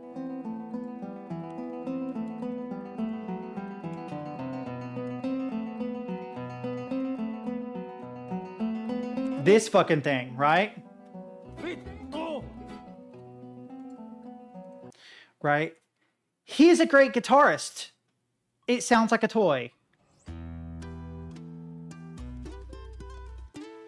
This is kind of unfair. He's using post-processing. He has it plugged in. So what he has... Yeah, I disagree. What he's doing is he's using effects on the computer to give it its bass back. I still think it sounds thin and tinny. But he's got a whole bunch of post-processing on this. It's sort of an unfair comparison. Yeah, so like Unplugged, listen to it. When you listen to it unplugged, there's no bass there anymore. It's all gone. Right? And then you compare it to someone, there's no post-processing on this. They're recording it, sending it over a PA.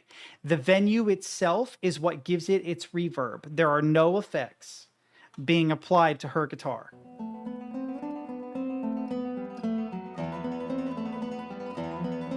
So there's like this depth and fullness to a normal classical guitar that you can't get with these shallow body ones.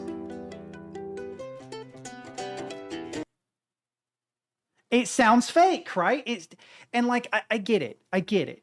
There's a whole bunch of electrical guitar guys that heard a classical guitar and said, damn, that sounds really good. But the neck is too wide. The strings are too far apart. This body is all awkward. And instead of taking the time, in my opinion, I'm not even saying this about Tim Henson specifically. I'm sure he can play a classical. But the problem is a lot of them are like looking for the shortcut of, oh, I'm going to get one that's designed to be the shape and size of an electrical guitar because that's what I'm familiar with.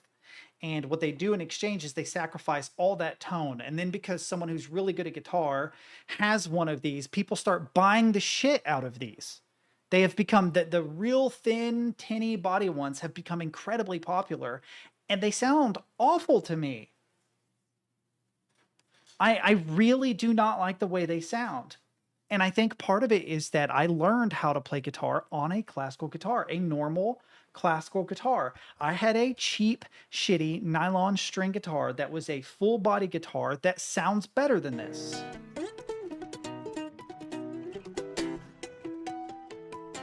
There's no depth to it anymore. And I'm seeing a lot of these really good guitar players like Charlie Robbins. He uses a Cordoba too. He uses a Cordoba Fusion 5, I think. Oh, see, this is a full one. Good on you, dude.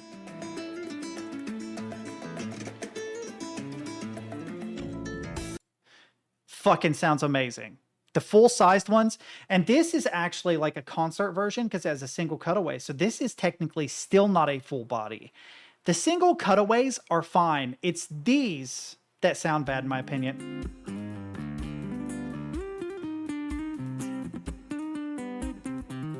They just sound like toys to me. I don't know why. I can't stand them. They feel like a gimmick. It's sort of like when Slipknot was popular back around 2000. Everybody was buying BC Rich guitars because they came out with like these crazy body shapes, right? So you look up BC Rich, every guitar has some insane body shape. Hey guys, it's welcome and back. So every metal kid was like, man, I want Guitar.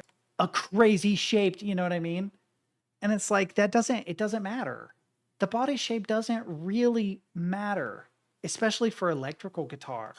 For an electric guitar, that's going to affect how it feels when you actually sit down and play the thing. This is probably the most comfortable of this whole lineup to actually play while sitting. Maybe this. This is acceptable. This is actually acceptable. I even like this body shape to an extent, but a lot of these are just over the top. And they're just a gimmick. They're just a gimmick. I don't like gimmicky stuff.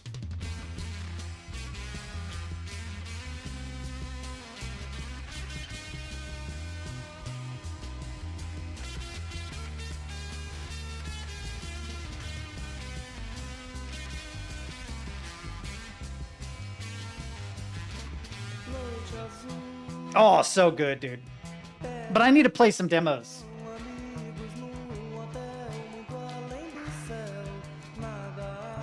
Maybe I'm just old, man. Maybe these cool, thin, great sounding guitars, maybe I just don't get it. I'm just a boomer, bro.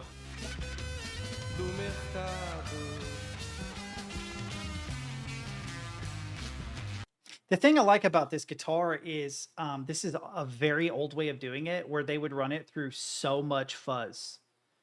And they kind of had to get distortion, because there weren't really distortion pedals back in the day. And what fuzz pedals do is they basically hard clip the audio signal. So it is subtractive. It is a subtractive distortion. It removes stuff. You know what? Yeah, we'll continue Black Shard. That's fair enough. I even have the lighting going. And then we will probably mess with repos.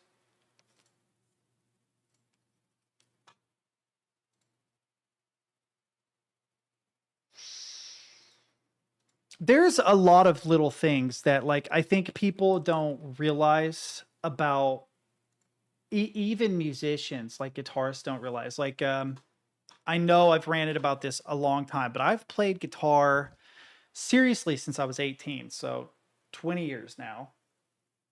To be fair, I took like a 10-year break, 5 of those because I was dating a girl, and for some reason I just stopped playing while I was with her. So more like 10 years seriously playing. But when I first learned, I learned on a classical guitar. And the thing is that in that entire time, people have chased after the sound that they hear on recordings. And the first thing to know is that the sound you hear on the recording is, in most cases, the amplifier and the speaker cabinet. If it's electrical guitar, it's not the guitar itself. The second thing is that people chase after really loud pickups. Uh-oh. We're dead. Are we back? Oh no, the game. Oh, no, what? Oh. Yeah. Good job, Unreal.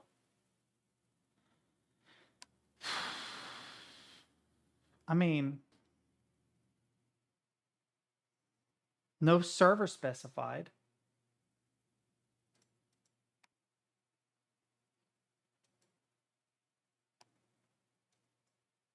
There's no server. I can't send one. Yeah. The game looks great though. But no, for a long time, people have been chasing after really hot pickups. And you can get good clarity on hot pickups. But in my opinion, so if you have a quiet pickup, which is the little magnets in the guitar that actually pick up the vibrations from the steel string and turn it into audio, right? If you go out and you buy an Ibanez Tube Screamer and you put it in front of your effects chain, you don't need hotter pickups. Congratulations, you've accomplished the same thing.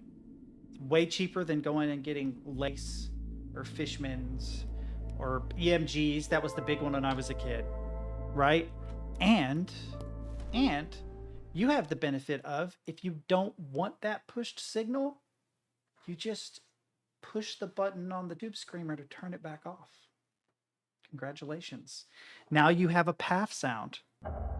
You have a 1960s, 1970s guitar sound. And I don't think I can continue the game. I think I have to make a new game, dude.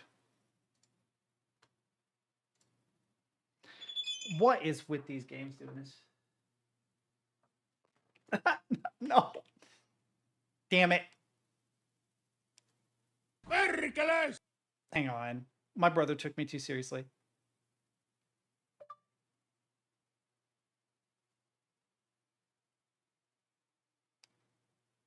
Damn, dude, I'm sorry you're sick, period. But I was just kidding about the shit talking, period. I was just messing with you, period.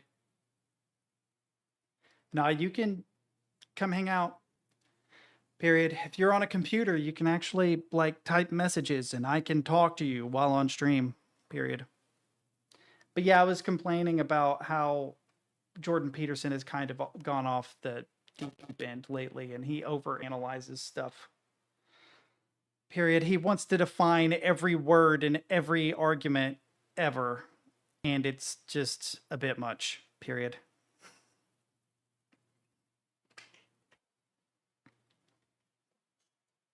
All right, we're going to try a new game. That's funny. Apparently he checked in for the Jordan Peterson commentary when Alfred has like the Jordan Peterson bot that's like, well, it depends on how you define bot. You know, I don't know where Mumba got that. There must be some Jordan Peterson bot out there in the world that he uses to translate all that stuff, where he is the best impersonator of Jordan Peterson I've ever seen. But no, Black Shard looks beautiful. The problem is we're going to have to erase and start over.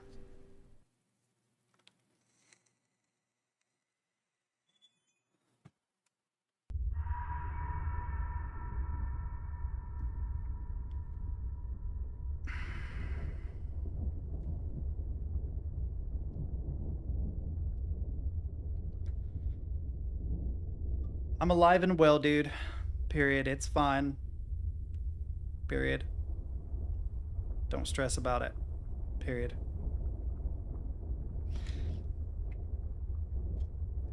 I got stranded at work one night and called him to come get me, and he didn't show up, and he's felt bad about it ever since. To be fair, I'm not going to talk more about it. It has nothing to do with him. But there was a situation around that situation that could have been problematic. I'll just say that. It doesn't have to do with my brother, though. But I have to be careful about what I say because it exists on the internet for forever. And I could see it getting me in trouble at some point. All right, so we gotta rush through the world to get back to the... I don't remember what they call it, the hub world. They call it like the threshold or something. I don't remember. It's interesting that at the beginning, these witnesses are so close together. This looks like it would be a doorway, but it's not. I wonder why that's there. Oh, did it reset? Oh, no, it didn't. Okay, I turned the lag and the sensitivity up. Yeah.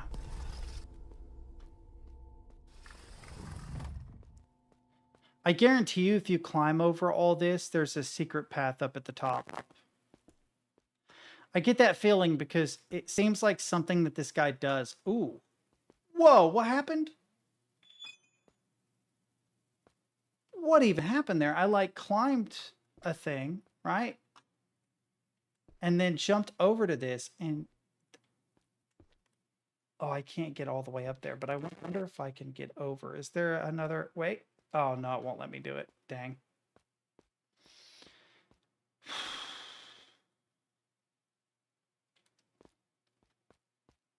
I don't know how to finish this demo, really. I mean, we did kind of already. But we parkoured so much, I don't know where's where. Huh. Oh, it's because of this. There we go. Okay, I forgot I bound this to mouse. It would be cool if left click were walk. That would be another cool thing.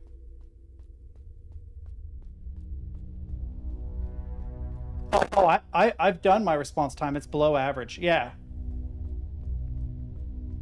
Yeah, yeah, I've done that. Is it that where the screen goes green and you click? Yeah, don't, yeah. When I was a kid, it was like half of what it is now.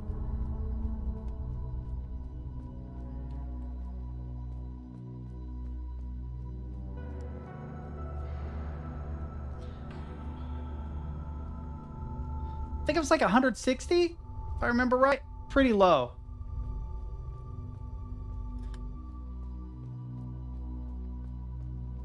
I'm pretty sure when I was young, it was like 70.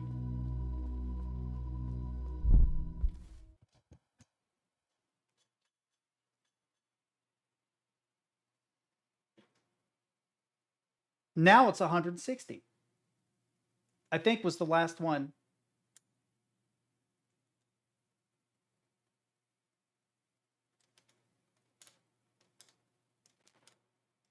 I just remember seeing a green screen that said 72. But it's been a long time, so I don't know. That can't be.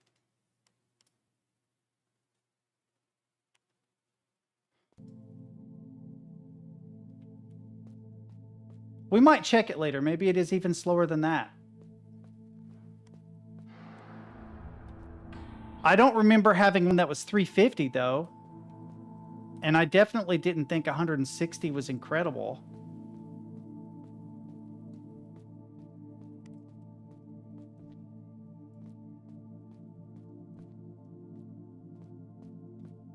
God, I guess I'm going to have to do this. It's just going to be super low. Yeah, it's this thing.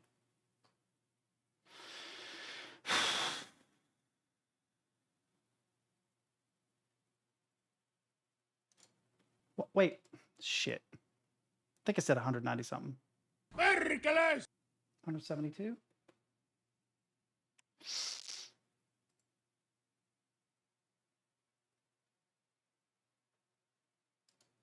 Slow? Hang on. I'm going to try it with my thumb. 223, it's even slower. In case you're wondering, the mouse is really sensitive. So 200, yeah.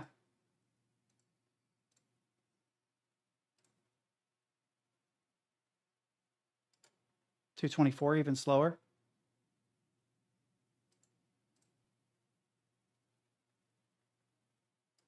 I hate that my mouse is so sensitive. I have to like stay off of it.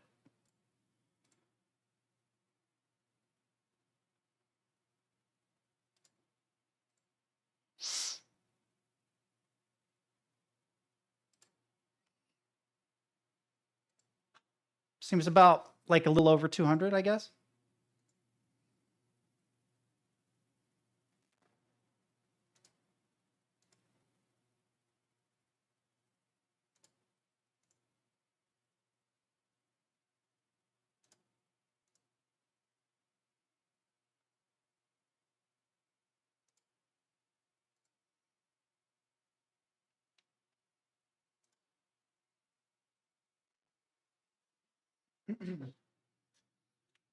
It's kind of hard to do on this mouse. I'm going to be honest, because it's a really sensitive switch.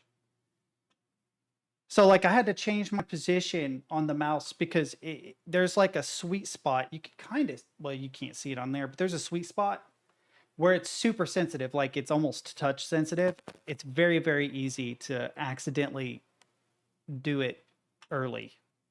Like it's really, so part of the reaction time actually isn't my reaction time. It's the fact that I have to be kind of far off of the mouse. Like there's a distance. I have to keep a distance because it wants to click early. I wonder if there's a way to do it with like the space key. That would be cool because there's more actuation force. It would be more accurate. I don't know.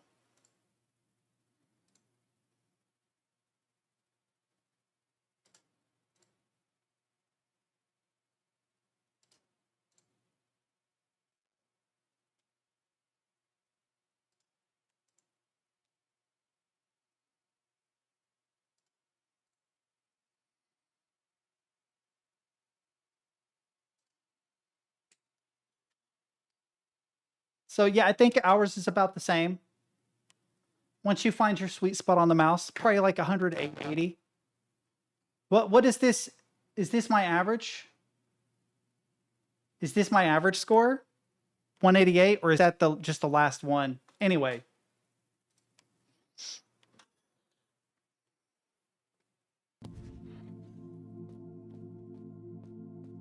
I thought that was slow. I'm pretty sure the last time I measured, I'm not kidding, it was like 160 something, 163 was the last time I measured, which means I'm slower than I used to be. And I am fairly sure when I first discovered the website, I was like averaging between like 70 and 90. But maybe I'm misremembering. Don't hold me to that. Yeah, okay. So I'm average.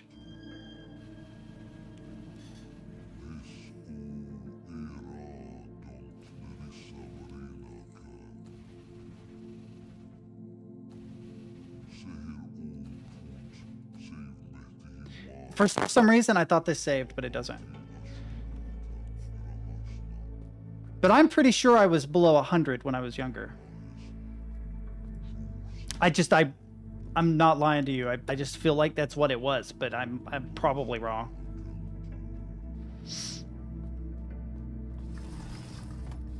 I used to have really, really sharp reflexes in the OG Call of Duty days, like Black Ops 1 and 2 days. I was pretty well a nightmare to have to deal with. That was on controller, though. So reaction time was actually more important because of aim assistance. With the mouse, you also have to be able to lock onto the target. So reaction time is trumped by aim. Having sharp aim trumps reaction time. Because like if it takes you 200 milliseconds to get on target, it doesn't matter that your reaction time is 90, right? Because the overall amount of time until you're actually on target and you kill the target is 300 milliseconds. So the guy who has 300 milliseconds but in that reaction time has already adjusted his aim is going to be equal to you, or at least very close. I miss having good aim, though. I miss actually being good at shooters. The truth is, I probably would only be just above average. Hey, Mike, if you're watching this, what do you know about this this painting? This is actually a famous painting. I'm curious if you would know. But the truth is, I probably would be just barely above average, because I think that players actually are, generally speaking, better than they used to be. So if you were to take like peak me and put me into, I don't know, an Overwatch lobby or something that measures like your elo, I would be like a diamond player, maybe low masters, right? I wouldn't be like a grandmaster or anything. I was never that good. But if yeah, that's about right. I would be, yeah, I'd probably be diamond, yeah. So like if platinum is average, then I would probably be like a diamond player at my peak. I would say that I'm like low platinum, a gold player now, probably. Although I haven't done anything competitive in a long time, so I actually don't know that for a fact. I'm just pulling shit out of my ass. Perkele! Oh, I did say shit. I was like, ass? It's...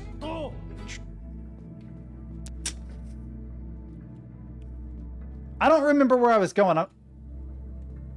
I don't remember where the Dyson sphere is. Is it over here? I feel like it's over here, but I could be wrong. I am trying to get toward the Dyson sphere, but I don't remember exactly how to get there. Oh, I have to go back. Shit. Perkele! Oh, well, no, yeah, we can still do this because for some reason, dude did not nerf ledges. There we go. Oh, I have to talk to the angel first, don't I? I saw the angel, I just ignored it because I already did that last time I played.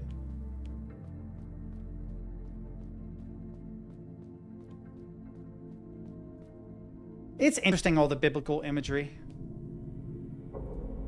What did that say around the edge? Those were Roman characters. They said like Laose, Laos. I don't know.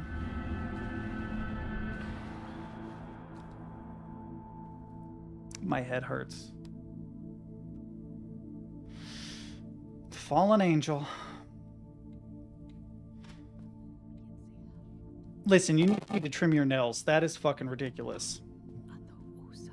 Vittu! Can I jump under the angel?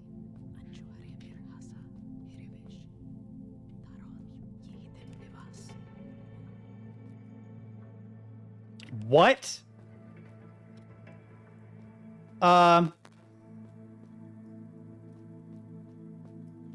Boys, I should have saved. Oh no, I can't see anything. I can't see anything. What did I do?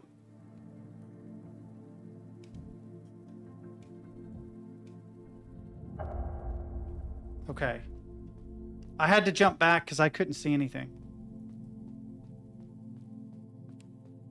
The whole screen went black. Which way to the Dyson sphere, dude? I don't remember.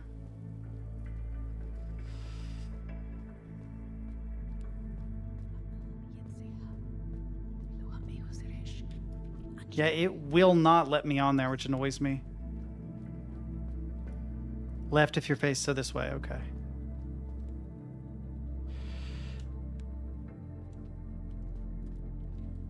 Is it down this? It is. It's down this, isn't it? And then it's down one of the not blocked off path. But we did get past the blocked off path. Whatever. As long as we get to it. Because it's to my left, right? It's over there. I think, somewhere.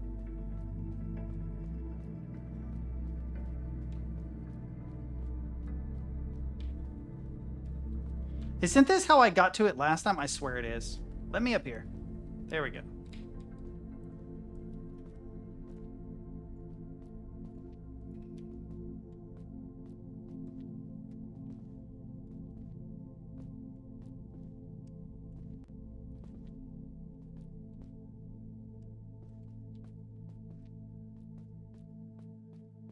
This is locked, right? Yeah, I thought so. Okay. Hey, what's over here? My desire to parkour, I swear, it just gets me in trouble. I'm always like, oh, where can I go?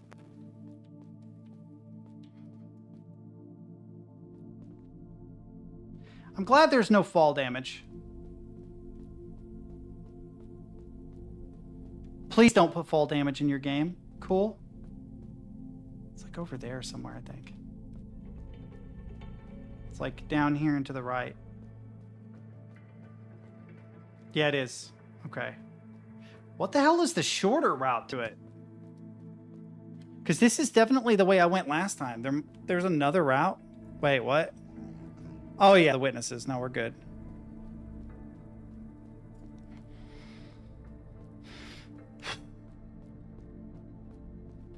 I'm kind of glad that my reaction time is average. I thought it was slow.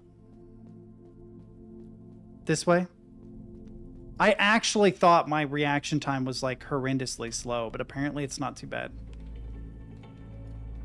Whoa. But it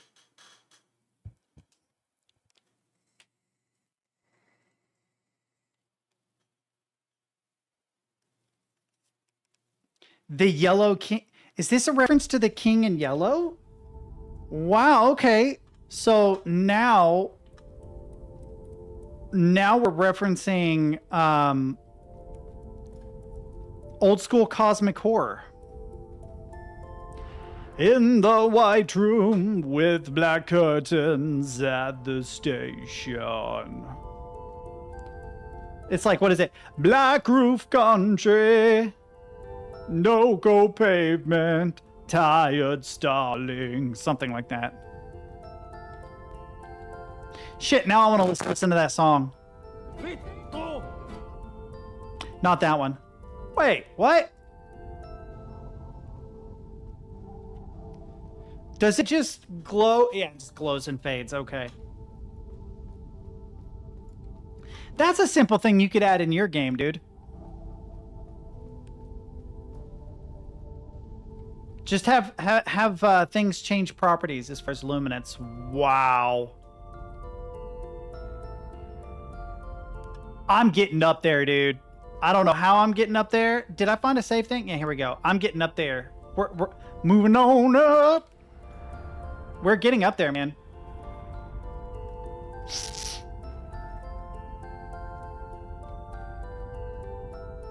I know I saw the stairs in the doorway, but this looks like a more immediate way. What? Damn it! What did I fall through? Perkele! Hang on.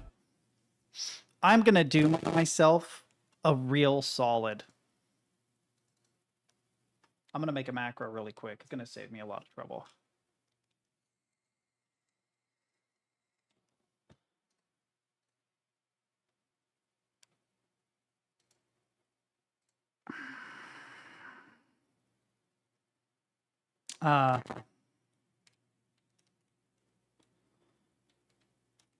Perma sprint.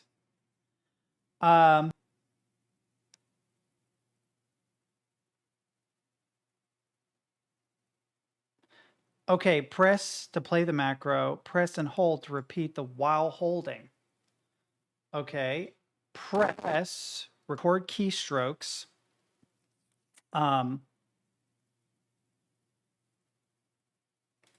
Shift, stop. Delete that. So shift will go down. Record keystroke. We want to right click, stop. Delete. While holding, this will remain shift, right click, hang on. Delete, delete. And then on release, record, shift, right click. But what we're going to do is we're going to delete the down. So this should keep it going. Yeah, and only real, yeah. Oh, we can toggle? I can make it toggle shift? Yeah, that would be cool. But no, we're going to leave it like this. Standard 50 millisecond delay should be good. All right. Would you like, yes. And then you will be perma sprint. Let's see if this actually works. It's a weird way of doing it. Yeah, so now I can just press one button.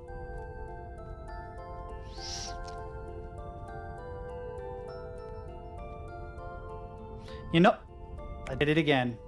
Hang on. Can I edit this?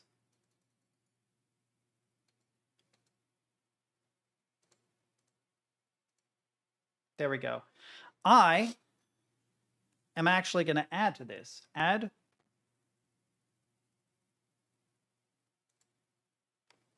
W. Stop. Delete. Can I move you? Yes. Can I copy? No.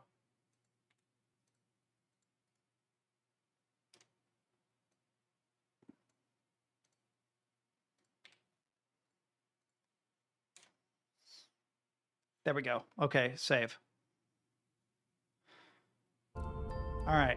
Now I shouldn't even have to press anything. I should just be able to sprint by holding this key.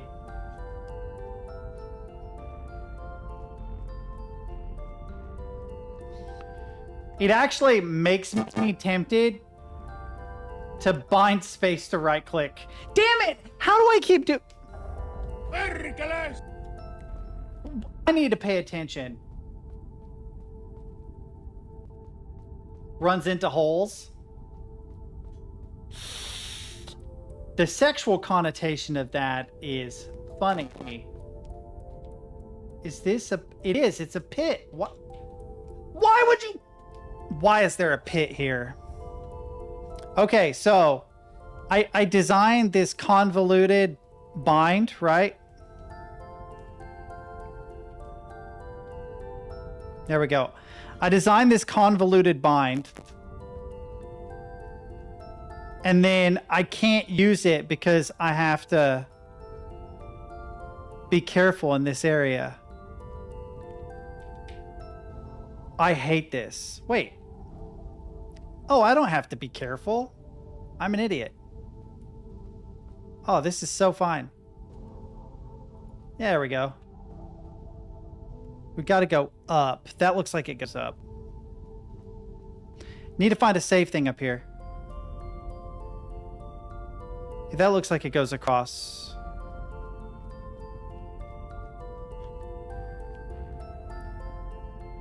Oh, damn. Perkele! I've got to turn that off. This also doesn't go all the way across. And I have to parkour it. And I think the only place where you can get across easily is there. Okay, we're good. Please be it. There's some witnesses up here. Let's go. Looks like there's two sets of them actually. One on the left and one on the right. I know I saw one here. There are. That's weird. Why are there two?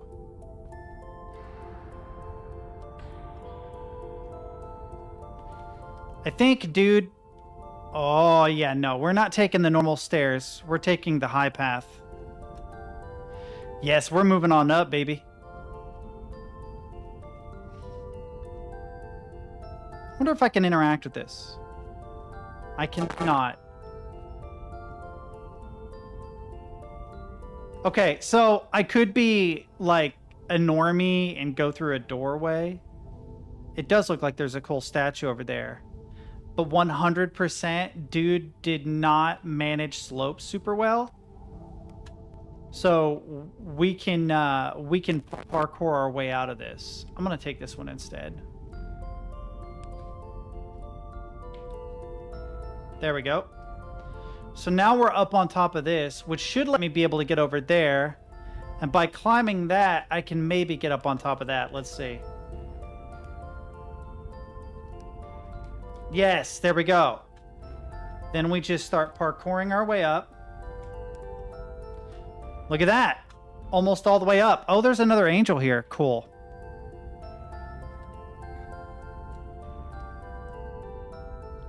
Oh, I thought there was an invisible wall. Can we get up higher? Come on. Can you take me higher to a place with golden streams?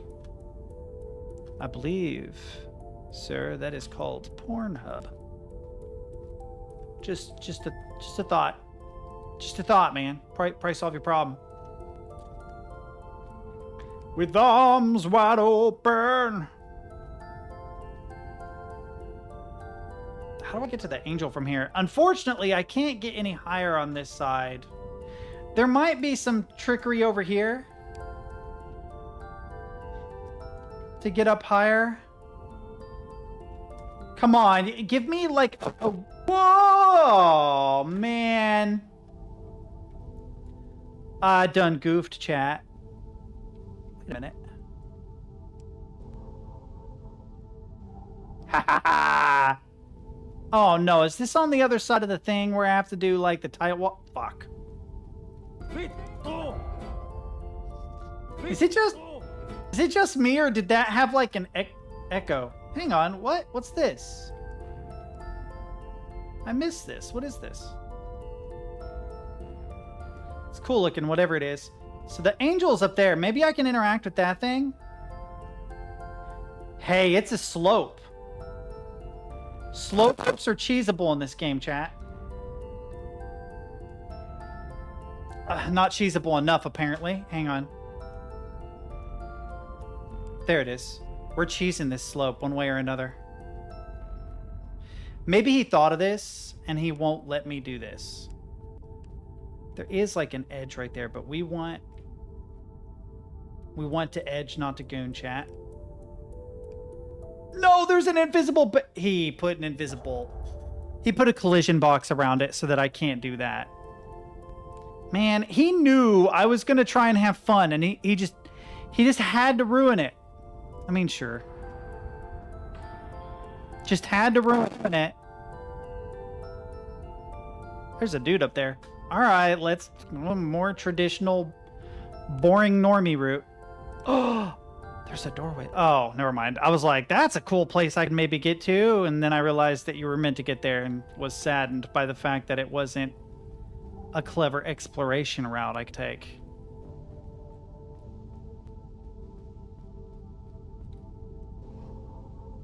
Oh, I could make that. I'm built different, chat. I can definitely make that. What's over there?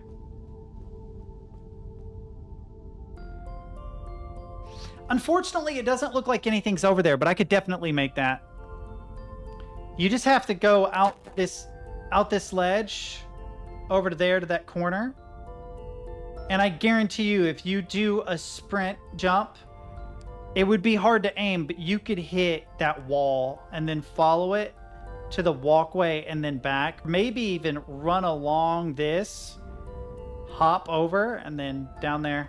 We might try that later, just to see what's there.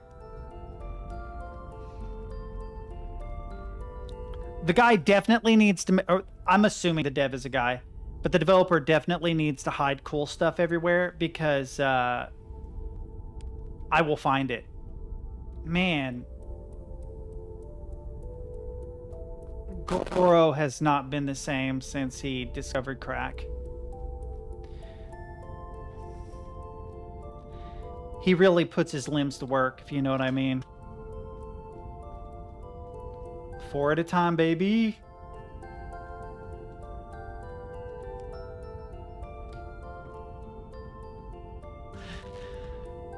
Pretty sure I'm not supposed to be here, but fuck it. Perkele! I have got to stop. Oh no. Oh no. Can I make it around that? Almost definitely not, but we're gonna try. Oh no, I bonked. Wait. No, no. Oh. Oh, we are not supposed to be here. This was never intended for us, chat. I can make it over there though, for sure. Come on, come on, come on, come on. Oh man, almost. Sorry, I can't help it. I like to climb stuff. That's what I do. I gotta remember, I don't need to use my left hand at all because of that macro I built. Well, I do for jump, but... Oh, you can zoom with middle click? Okay, I'm gonna rebind that to, like, jump, though. Rebind scroll wheel to jump so you can do, like, bunny hopping, maybe?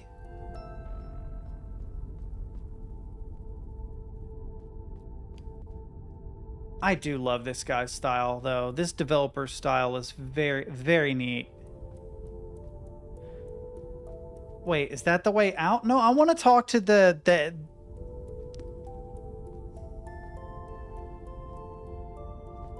I want to talk to the Lady of the Lake.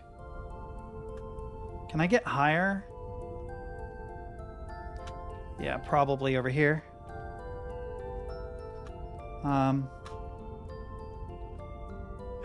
Yes, we did it.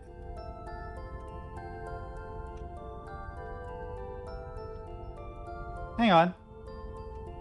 I'm cheesing stuff. Hang on.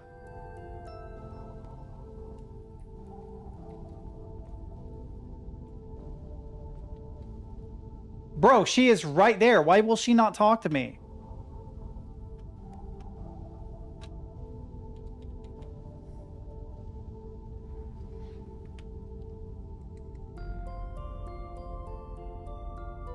Is there... That looks intentional, chat. Oh no, I goofed. Oh, we have to do it again, dang it. Where? Down there? There's a save point there. I should have probably gotten that. No! No! No, I didn't know there was an edge. Edge too far. And good too hard. But in the end, it didn't even splatter. One time, and I don't know why. It doesn't even matter how high I try. Keep that in mind as you skippity riz.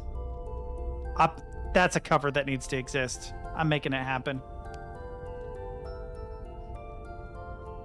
This thing? Oh! This thing? Is this just like a normal lady? Hey, lady. Is lady designed to look away from me so I can't see her face? Okay, we're cheesing this. Hang on.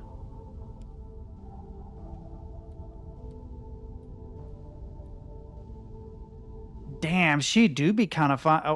Oh. Why is she getting closer to me? Lady, you're too close. I actually like this character design. The hair could use some work. But the weird, like, black thing, the crazy cyberpunk eyes. I am Steve Carell's character from The Office.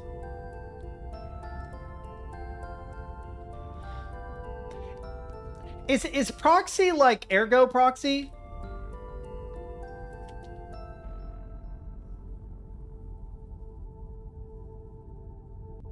Ooh, her hands are doing things. By the way, if you came across any other proxy, could you spread the message? Don't talk to pallid faces. It causes turbulence in the architectural system. That's no good. It draws too much attention. Safe travel. Hear me out, chat. Just hear me out.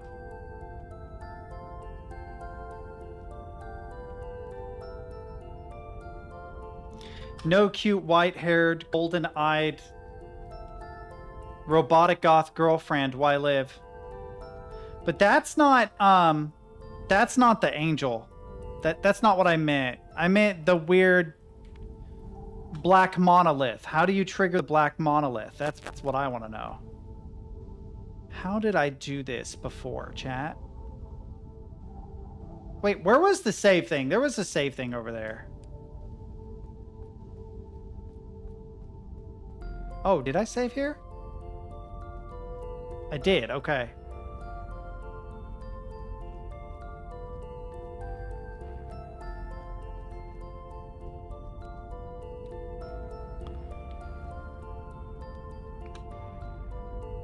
I think I gotta get across over there. I can't make that, but I can make that maybe. Let's see.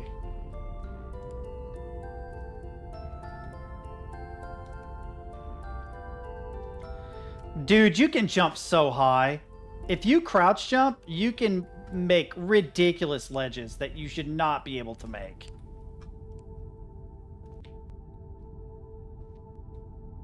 Yeah, so I wanted to get over here and not fall in there. I was curious what was over here. There's some weird TSAA stuff going on. Oh no, can I not make that back? Yes, I can. Let's go. Climb where? Higher? Like up there?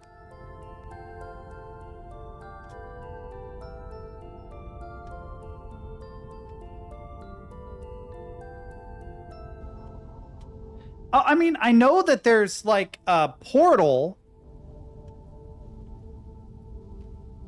Do you mean that there's like a way to climb up to that? Hang on.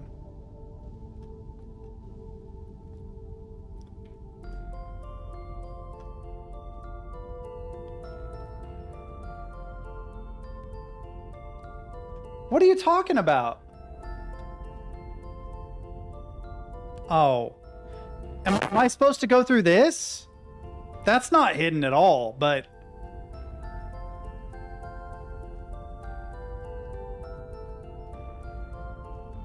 Man, I don't want to go through this and then end up like teleported back to the hub world. I want to get to Megatron. We're calling it Megatron now. If I get teleported back to the hub world, I'm going to be mad. I'm going to blame you. Oh. Wait, what? The hell? Oh, it won't let me in that. The hell? Dude, it kind of tries for a minute, but it won't do it.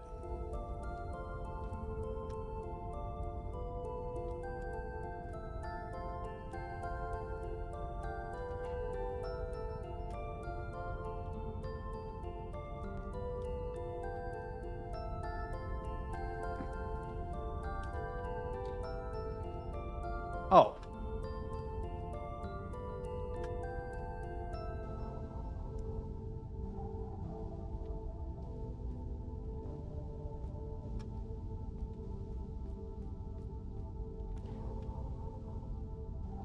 It must be...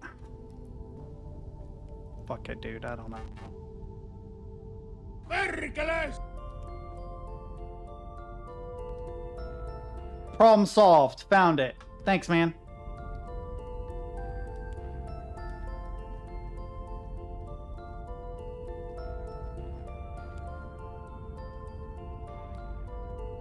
Why won't it talk to me, dude?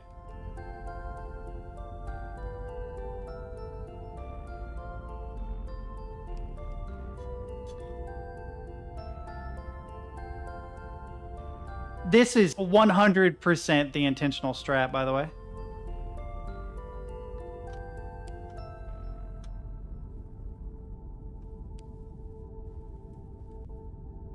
Damn, I can't jump anymore. There's nothing else to climb on. And the arms, I don't think have collisions. So I can't do like... You know that meme where the guy dodges the raindrops? I can't do that. It won't work. Because there's no collision. Otherwise, I would try it. Where did I get here from? Over there. Bro, you have to admit, how did I get from there to here? No one's gonna comment on that? No one's gonna be like, okay, bro, what the fuck? No one. Hang on. I've got this. Oh no, I'm gonna fall. I can make it. I can make it, chat. Oh, I can't make it. Shit. I found it, though. It's up there. Okay. I don't understand why it is that I can literally climb all the way up the thing, and then it's like, yeah, nah, that's not it. It's this other arbitrary path over here. Okay, we're going to that. Which means there must be a path in this. Wait, this is the area I was talking about before. It's even easier to get there than I... Oh, is that the bridge that you can take 700 hours? Hang on.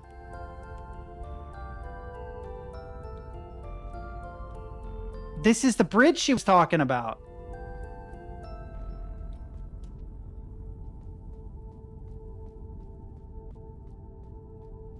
This? Nah. Nah, you're tripping, dude. No. We're fine. And I think you're right. Fuck! Son of a bitch.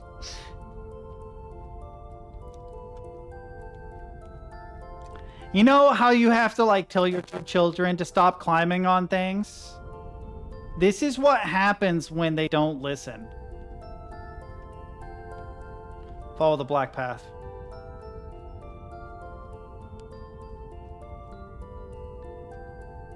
Didn't I find like a weird shortcut just a second ago? I did, yeah. No, up. There we go. Okay. We'll go this way. We'll go this way. Can I cut this corner? Oh, 100%. Yeah, there we go.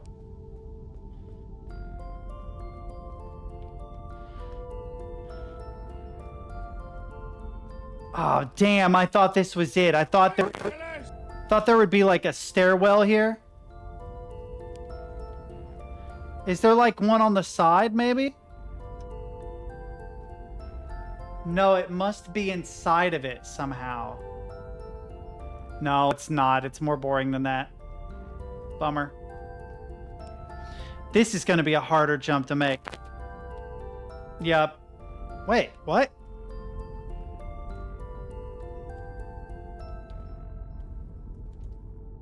Oh, no. Oh, shit. Really? Vittu! I probably should get rid of that. I curse too much, chat. Alright, let's go the normie route. There definitely is a cheese route. There has to be. I could probably figure it out, but maybe not today.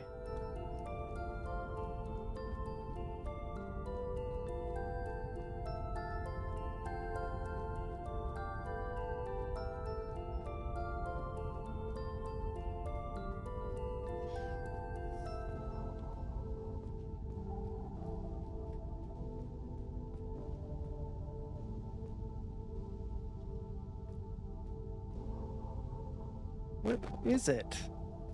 Damn it. The repeated architecture is very much like you, Aptris. This isn't it.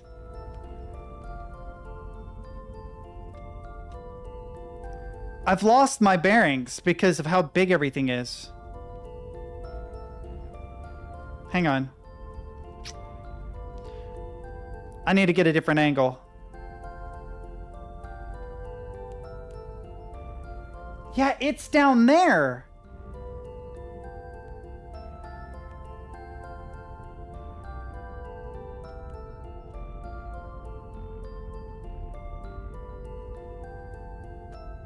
Do you come from above? Hang on. One thing is, if I get enough height, I can maybe yeet myself to it. Unless this is the 700-hour bridge, in which case we're in bad shape.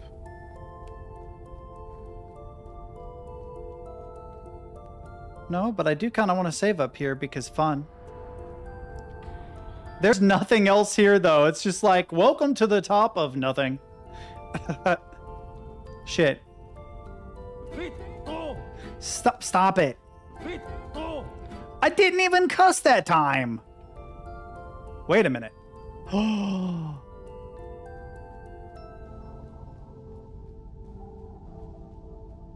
There's something way over there. What is that? Oh, it's just another one of those paintings, I guess.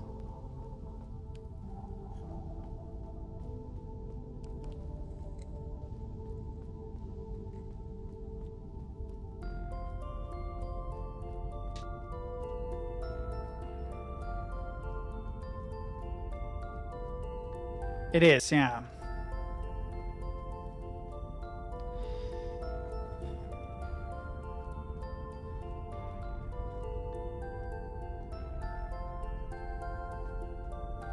The path I need to go is kind of this way, but I'm not... Don't you dare fall.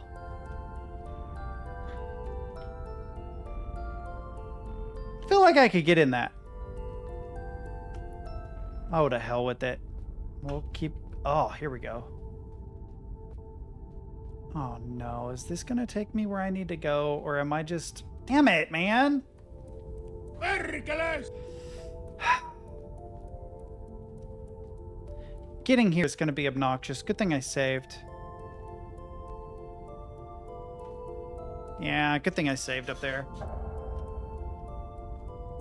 Because I'm trying to get to that. I am going to yeet myself over there. There is a black path that goes there. But finding it through that labyrinth will be a huge pain in the ass. So I have an idea. I think I can make it, chat. I think I can make that. We just have to line ourselves up.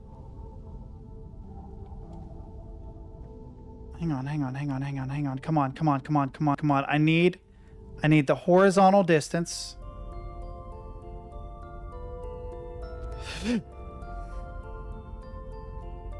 What do you mean I gotta stop and look around?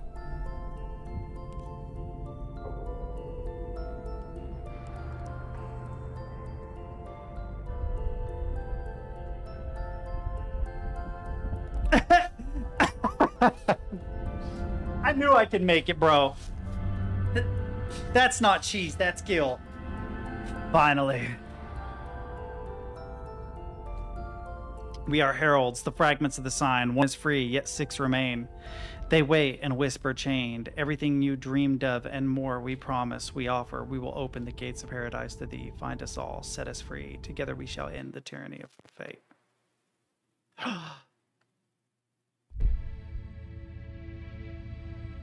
What?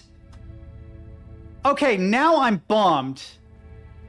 Because I wanted to backtrack and see how to get there properly. And I can't now because I cheesed it. Whoops. I didn't know it would teleport me, chat. My bad.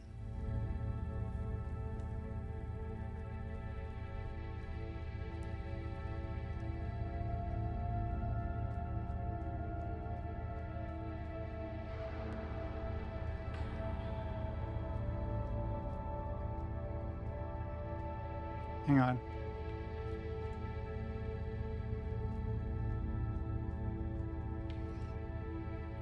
You know what I love about this game? I am the type of person that loves to climb stuff. This is a climbing player's dream, dude. Oh, except I can't make... Oh. This game was like designed for me to cheese it. I swear to God. And I completely approve. Right, I guess I got to go this way because there's like a path there. I think I'm on the booty of something. Yeah.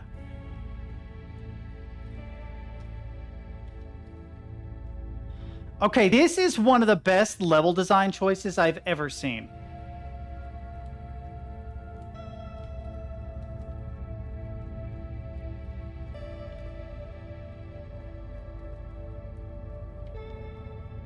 I can make that.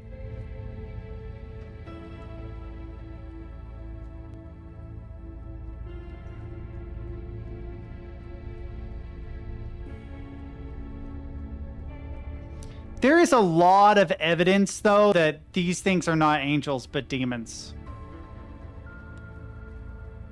It's like a bunch of... It's like the primordial universe with a whole bunch of primordial black holes just floating around, or at the very least, like holes in the fabric of reality.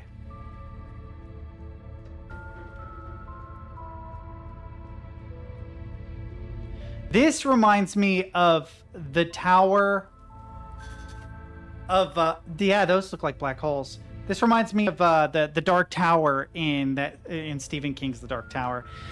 This idea, by the way, I wanted to learn how to do this. I don't think it's completely doable in Godot. These kind of portals that aren't like the itty-bitty kind that you see in Portal, but that are huge. I had an idea for a portal that is shaped like a sphere, but you're on the inside of it. So when you run to the edge of the sphere, it teleports you back to the opposite edge of the sphere, whatever point is furthest. So whatever direction you go to, you always come back where you begin. And I have no idea how to implement that. And the last one said, the forest of destiny is reality as a whole. It grows, a shining multiversal construct born out of hope and fear. And then another level.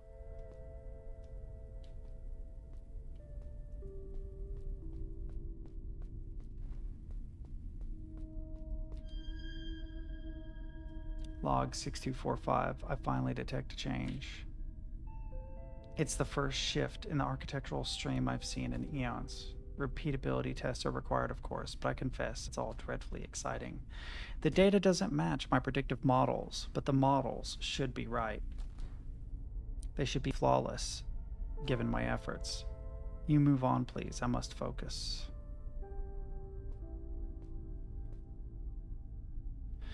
Dude appears to be modeled after the Prometheans from Alien. Only this isn't made necessarily to look like a phallus. This also is like, it feels heavily inspired by Myst and Riven, because we're kind of in the rift, right? Is that a portal? I didn't even know it was a portal. I just thought it was a cool place to go to. Damn it. The last ones awoke to a cosmos of dead stars and fading galaxies. The last ones were first, the creators, the travelers. They watched the beginning of time and knew its end. Convergence zone. Wait, am I back?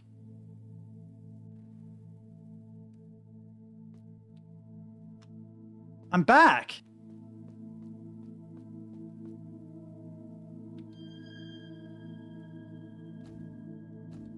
I thought I freed them already.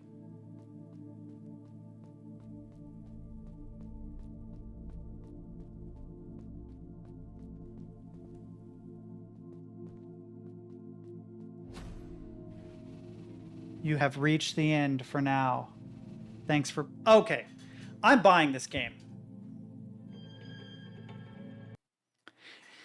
This guy's... Like... It is a walking simulator. I would like to see some more game stuff.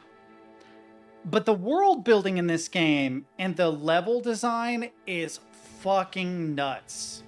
Vittu! I hate that. I'm telling you, it is some of the best looking level design I have ever seen.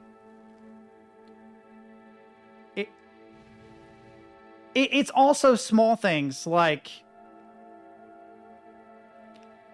the UI is stunning. Like, look at how textured this is. There is a guy like Bastien Lecompf, I think, Lecouf. He is a digital artist who has an art style so much like this. But it's like heavily texturized, bordering on impressionist, and he implements it for the UI, which is nuts. The last one saw the universe burn. From its ashes rose a fragile seed of pale gold, the first tree of the forest of destiny. I'm definitely going to buy this game. And I just really, really, really, really like this guy's art style.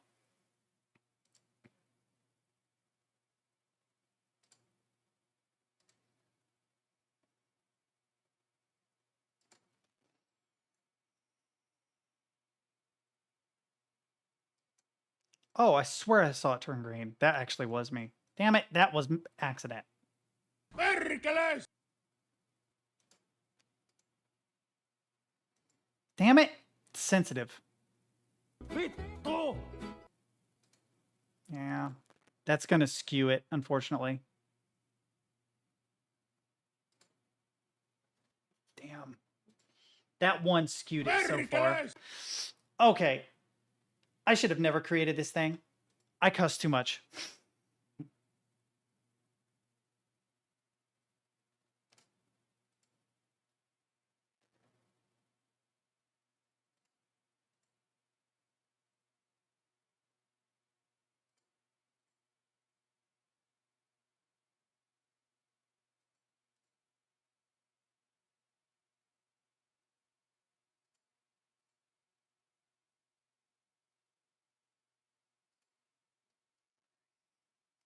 I know I can get better than this.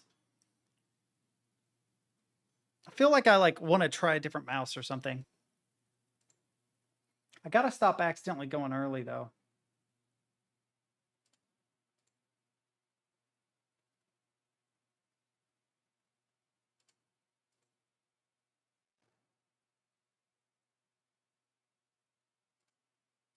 Damn, there's always one that's really slow. Yep.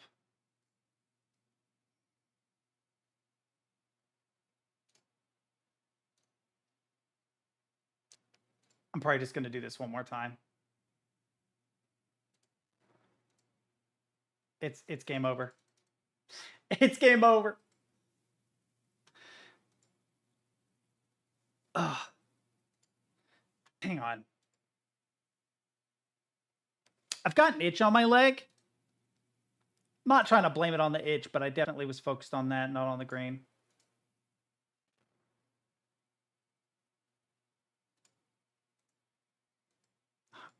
I looked over at chat. My bad.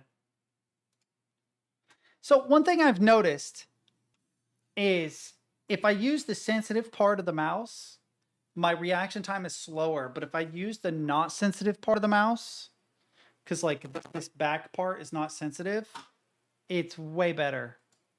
Well, not that time because I accidentally clicked in the first place.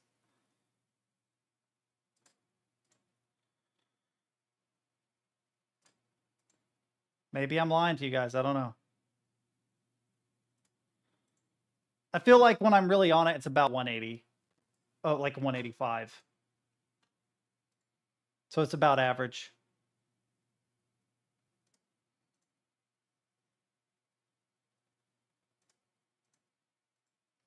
Again, I keep pressing it on accident. 158, there we go.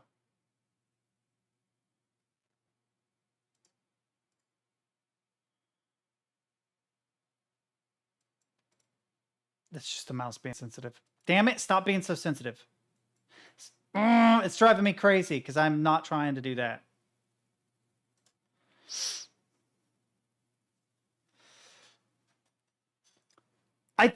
The mouse really does make a difference because depending on where I like hit it, I get a very, very different response. And most of it is so sensitive that it says I click too soon all the time, and I had no intention on clicking. I didn't. It's just the switch in the mouse caved. What's up, Gonk? How you doing, man? 183, not bad.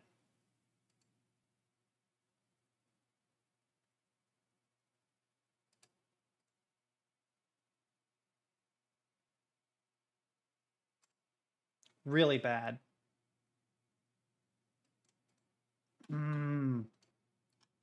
I wonder if you can do it without like mouse clicks. Like, is there a way that I could do it with like the keyboard or something that's less sensitive?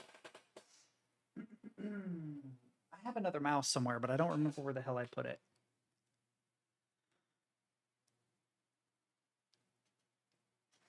Because the way a Logitech mouse and the way a the way Razer mice are made are different.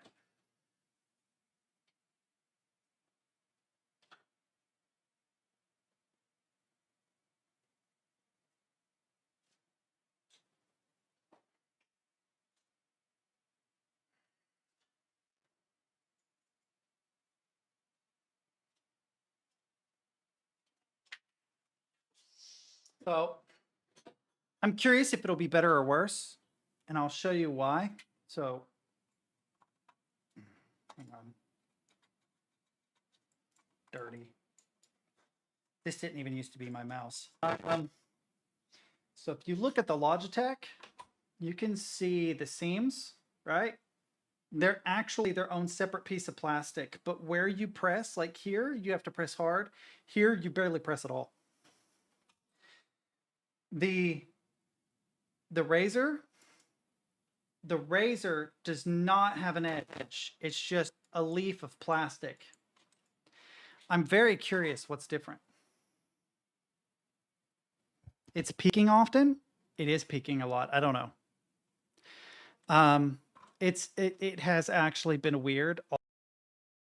Also for recording, I've noticed. Huh.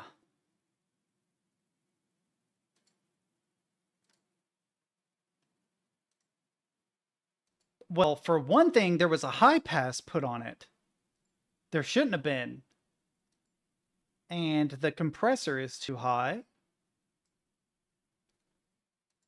The noise gate is okay, and the noise reduction is okay. The limiter is set too high. I need to pull the bass volume down about 5 decibels.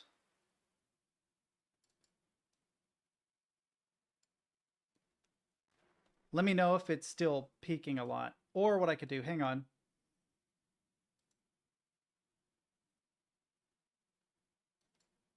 No, it is the audio interface. What about now? Ah! Does it sound like it's peaking?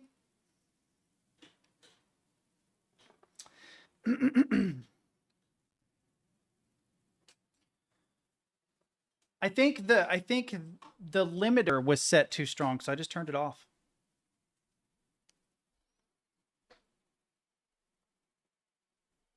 My mouse. Dirty. This didn't even used to be my mouse. So if you look at the Logitech, that's not peaking. There's some kind of interference. Hang on.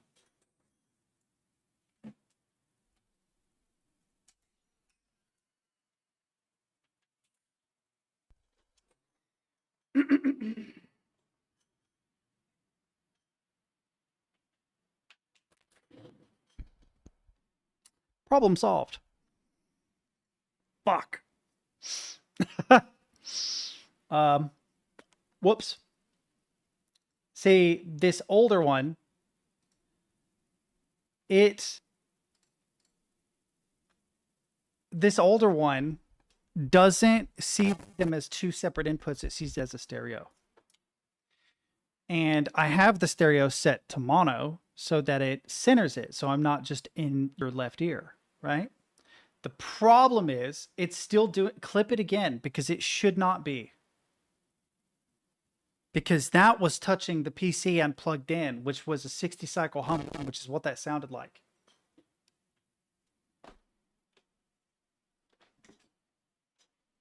What's plugged in over here? No, that's my keyboard. Hang on.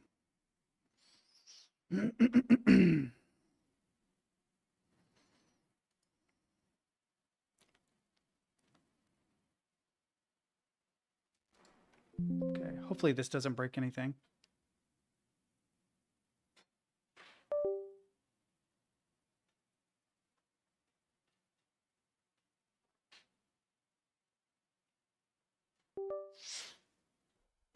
Well, clip it and send it to me. Yeah.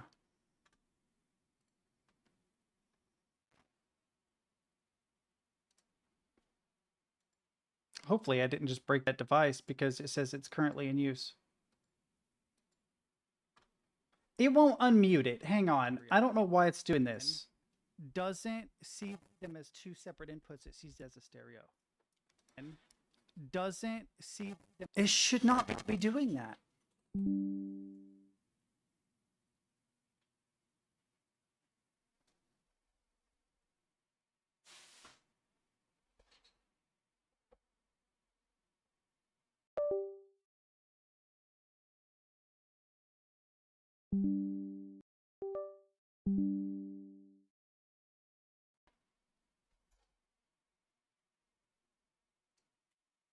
Hang on, I'm doing some testing. Mic check, 1 2 1 2. What are you set on? Oh, so I can't see. Yeah, you're a line in. What volume are you set to? Oh, you're set on. Mic check, 1 2 1 2. Probably too quiet. Mic check, 1 2 1 2. Can you hear me at all? Yeah, you can. Okay. All right.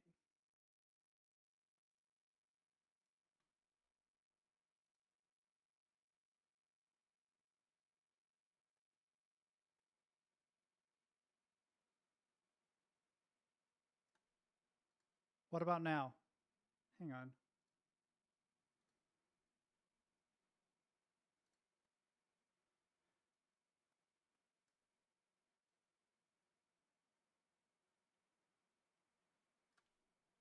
I'm trying to get the The volume, yeah, there we go. The volume at the correct.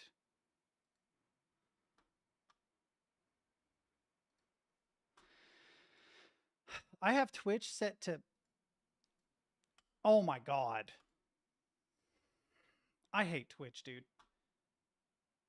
I have Twitch set to be muted by default, which makes this difficult.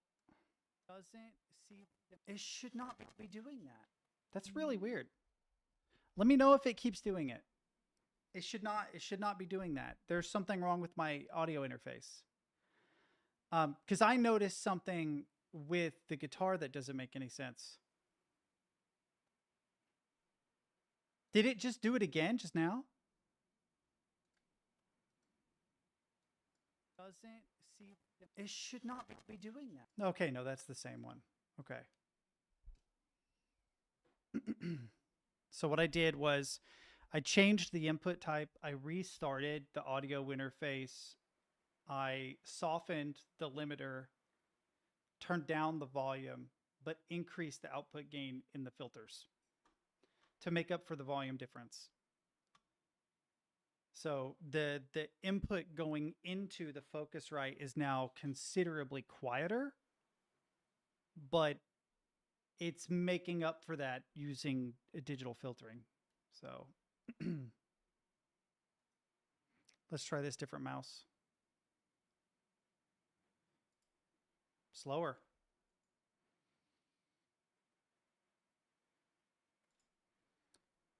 Definitely slower. Interesting.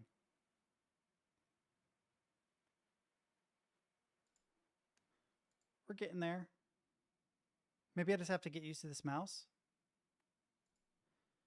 I feel like this mouse is just straight up slower. This mouse is definitely slower. That's interesting.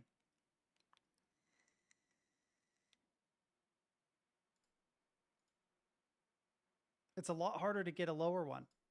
It's a lot harder to get a lower one. Yeah.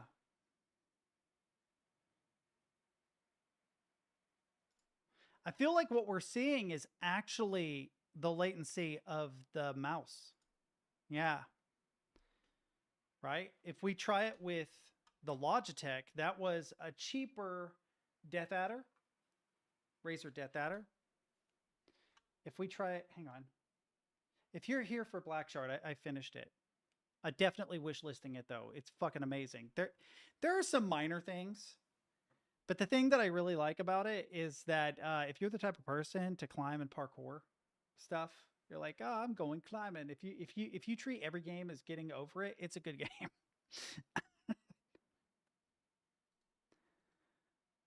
That was just me being bad.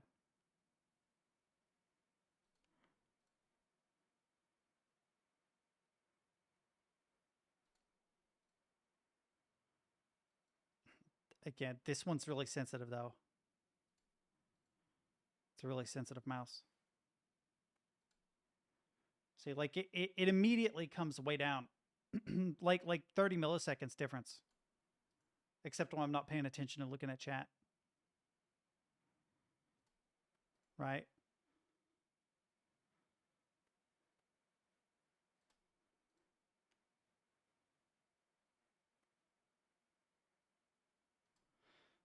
My eyes are starting to hurt.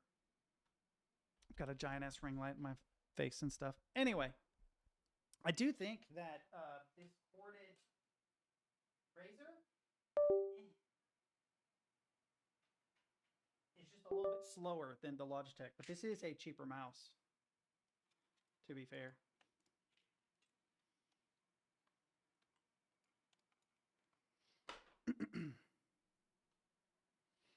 I had to unplug that to plug in the mouse in case you're wondering what that's about. Have I peaked again or am I good? Maybe I just needed to restart my audio interface. Had a lot of issues with audio on Windows 11 though. Windows 10 was already bad. It was already slower than Windows 7. So, don't know, man. Like the latency was already worse. I swear.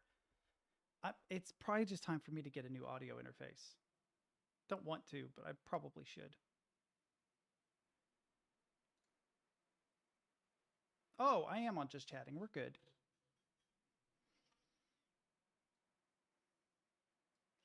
I can probably get rid of this dock. I can probably get rid of the transitions dock. Yeah. The audio mixer I want to keep. The sources and scenes I want to keep. But scenes doesn't need to be so big. Yeah, there we go. We can hide this. Yeah. That's better. All right. Well,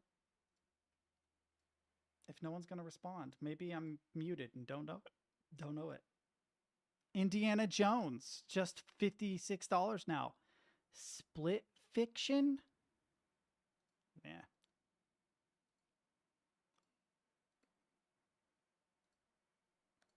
Nothing interesting right now. Let's go to demos. Got Among Us. We got Everhood 2. We got The Drifter, Beholder. Order 13. Oh, yeah. Repose. For here are we, or for here am I sitting on a tin can, far above the world. Repose game engine. It's super small, so something is up with my computer, period. Is no one in here now?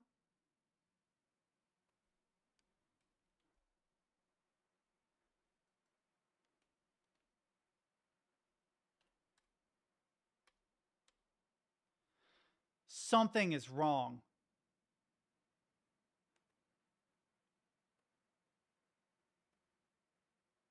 I can feel it. Something is off.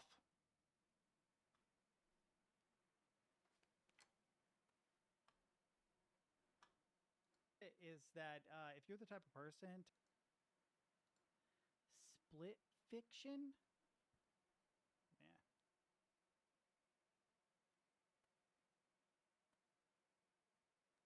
Yeah. Nothing interesting right now. Let's go to demos. I am actually investigating to see if I'm clipping. My keyboard isn't responding.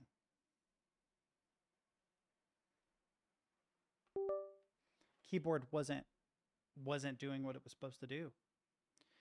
I pressed Control T, right, to make a new tab. It didn't do it. I typed in repose engine, pressed enter. It didn't go.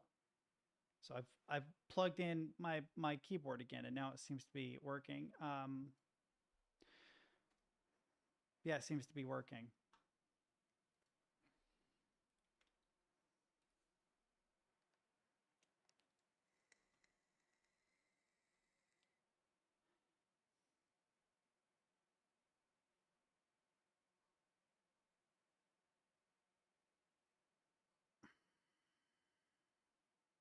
What is it made in? I'm really curious what he made it in.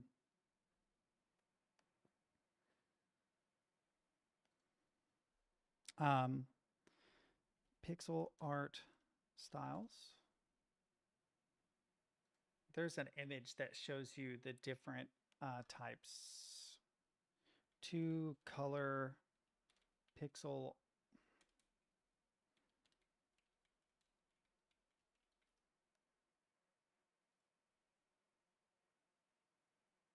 One bit pixel art. Okay, I'm curious. 1 bit. Don't do this to me. Pixel art filter.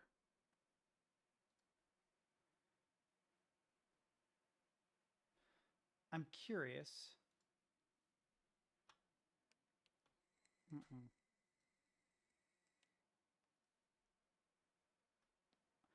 Yes, see, this is what I was thinking. You could do a lot of artwork by just drawing something black and white and then dump it into a filter like this and lower the resolution. I'm not saying you did that. I was just curious.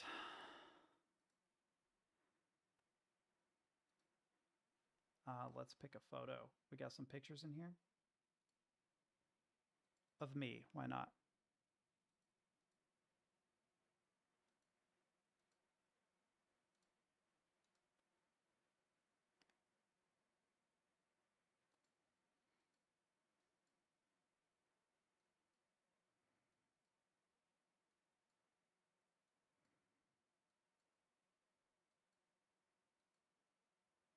Wait, if we pull the exposure down and then decrease the contrast, what happens?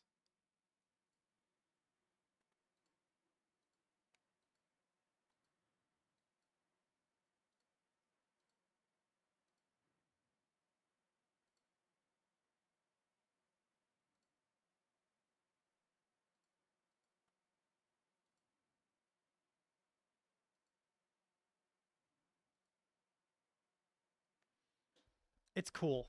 It's just cool. It's just a cool thing to play with. I'm gonna use the restroom and then I'm gonna goof around and repose for a little bit. So I will be back. Sashimi! Yeah, that doesn't work. I gotta make more photos. Oh. Is this the time?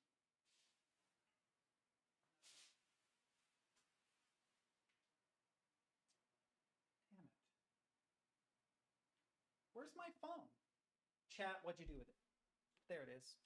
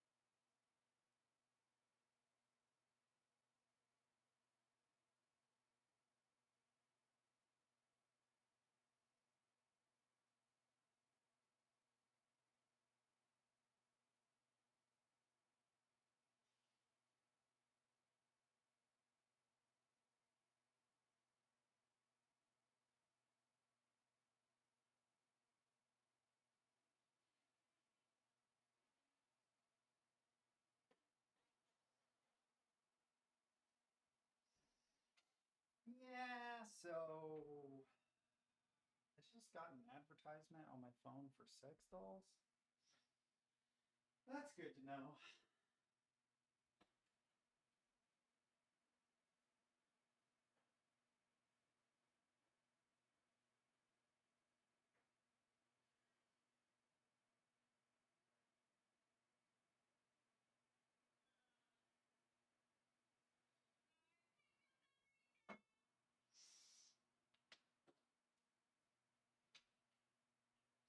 I'm too lazy to download and send this to you guys, so I'm gonna make you listen to it over my shitty mic.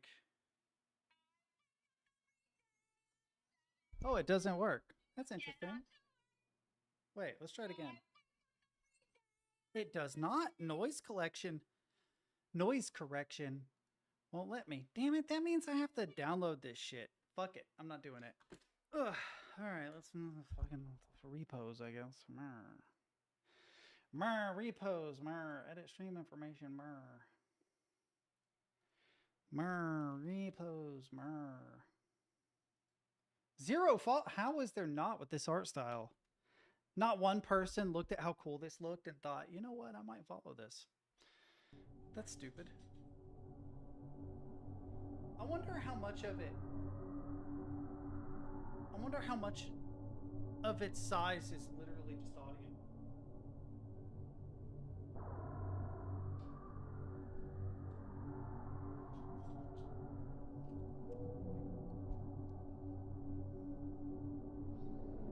Uh-oh.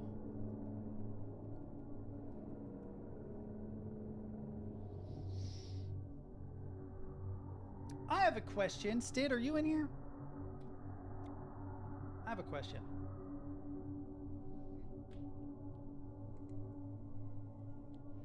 Can I add more layers? Or is this thing just maxed out at these 4 layers?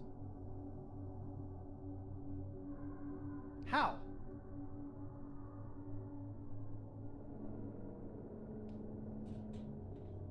Because I have yet to be able to figure it out. I've wanted to make a game layer for a long time. And yeah. See, it even says enable on layers, blah blah blah. But that's for key overrides.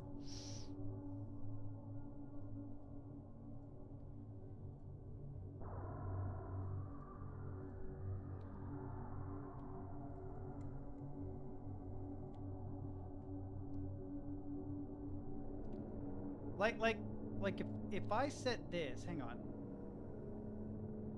If I set this to OSL 4, yeah, see, it goes up to 3. It looks like it's maxed out.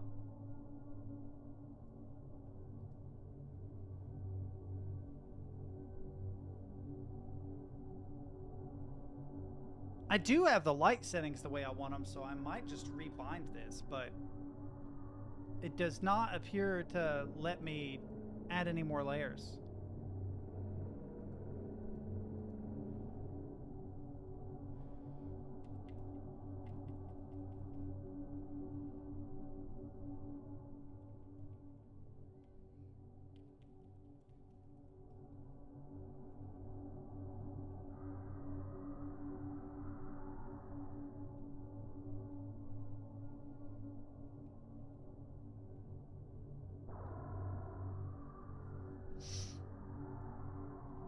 All right.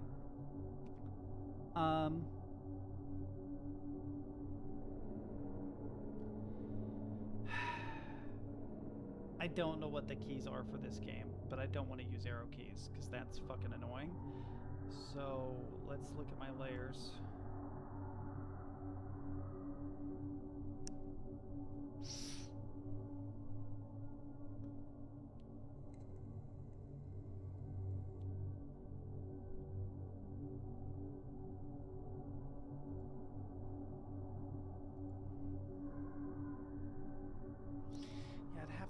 Press it twice.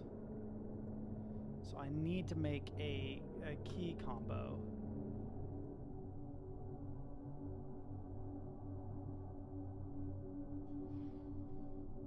In order to switch to it. I'm not gonna do it. I'll just use the fucking arrow keys because all I want to do is make a new layer, but it won't let me.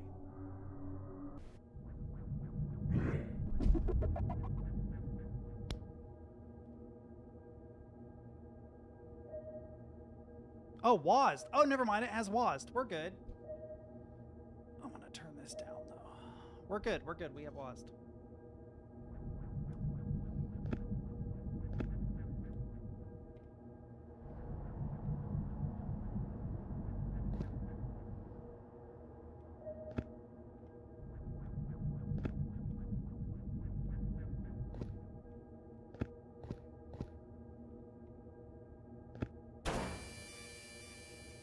I'm dead. Okay. Fair enough.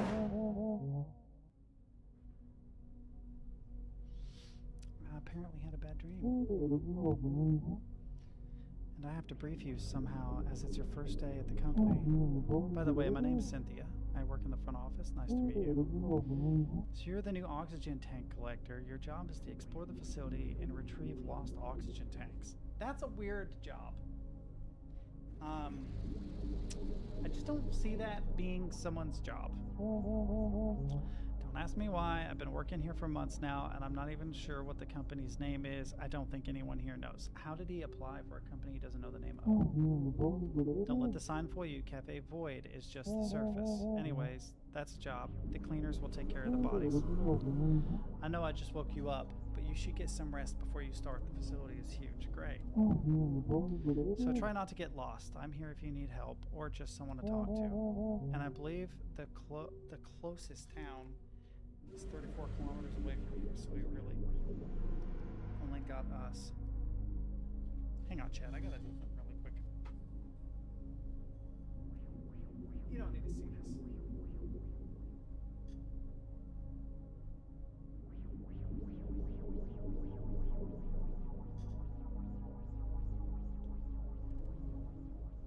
Dang it. Okay, this sounds weird. My left tonsil itches. So good luck, and please don't disappear on us like Aaron did. Okay, level 1. Facility lobby, okay.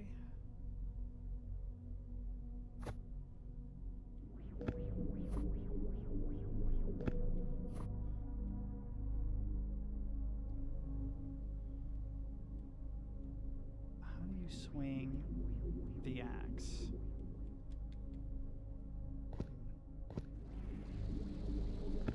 Don't trust it. Oh. That wasn't saying E. I mean, it was, but it was saying east, not press E.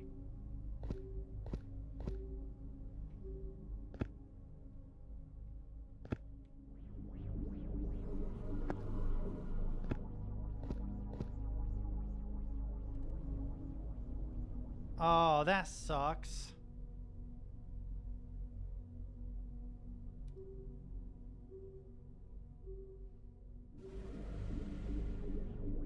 Where's the bed?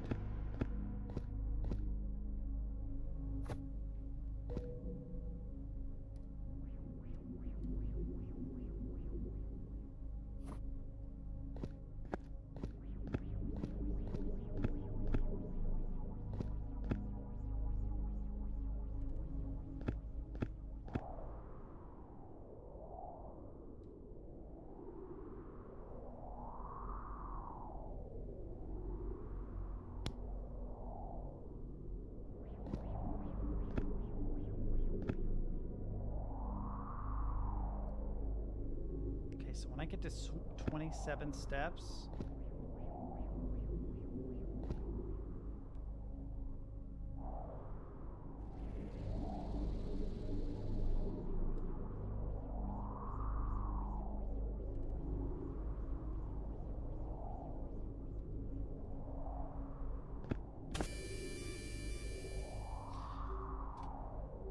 It said step forward with the axe.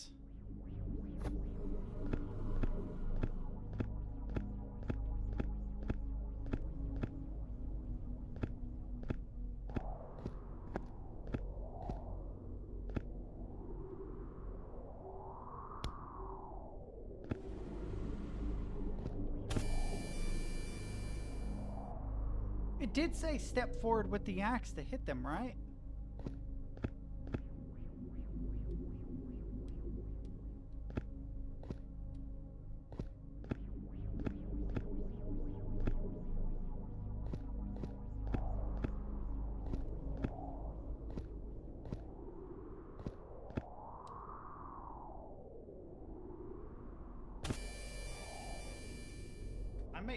I don't know. It said to step forward with the axe. It does not do anything. I'm stuck already. It should just let you, like, press E or something to swing. Because... right? Like, okay, I got the axe.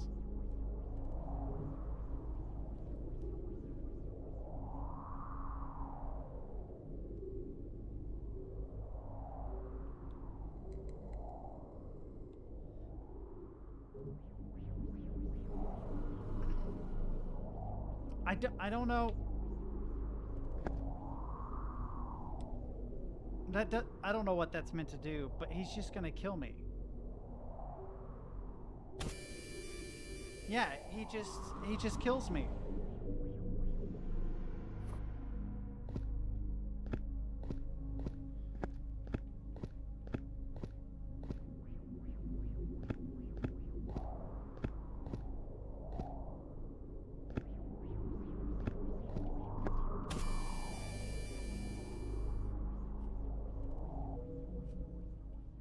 I don't think anybody's watching anyway. I think I'm already good on this game.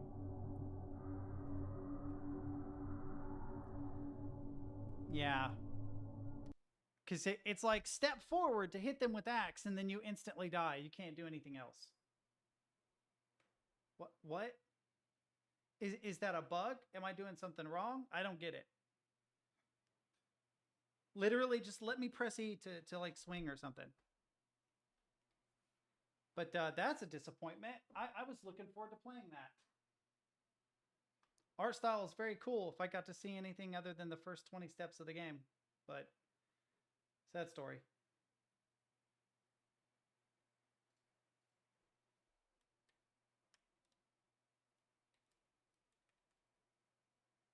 I think I'm going to wrap up here. I've been on for 3.5 hours. There's not really anybody watching or interacting in chat.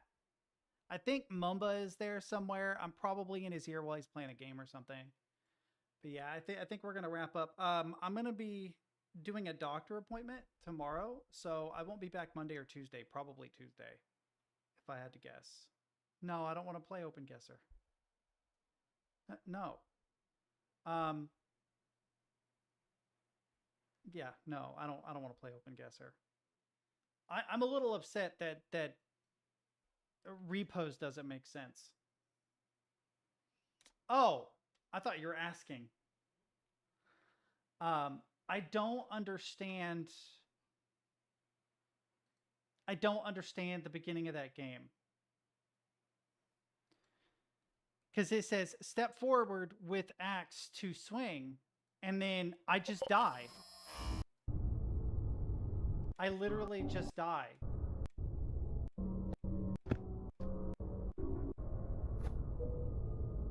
This is, yeah, so there's like a lot of advertisements for it. Right, everybody. But I actually can't even do anything. Very disappointing because it's like step forward with axe to kill enemy. And then it doesn't. Like it doesn't do it. You just get killed instantly and there's no other path. It actually doesn't make sense. I don't know why they said that. I feel like you're actually supposed to do something else. And it's just being vague about it.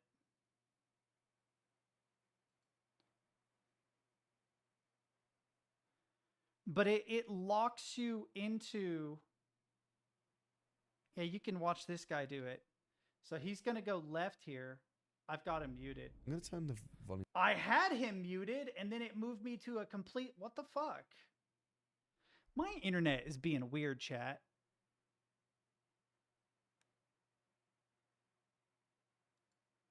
What is he doing? Is his video broken? Here we go. Will it play from here? Okay. So yeah, you go down this hallway, you go to the right.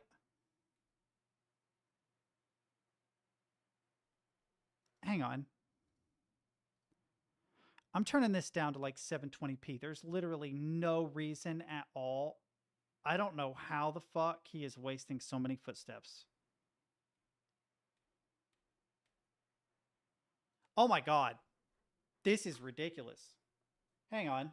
I'll just play it. I can get there in like 2 seconds.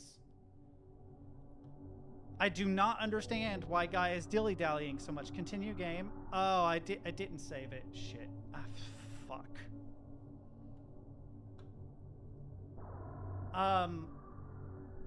Not a fan of that either.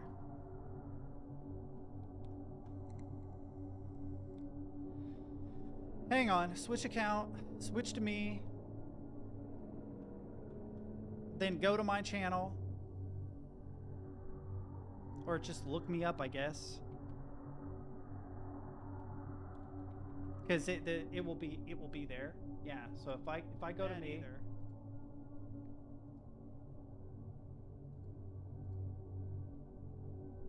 Yeah, there is a save at the beginning here. Oh, we could just watch me play this probably.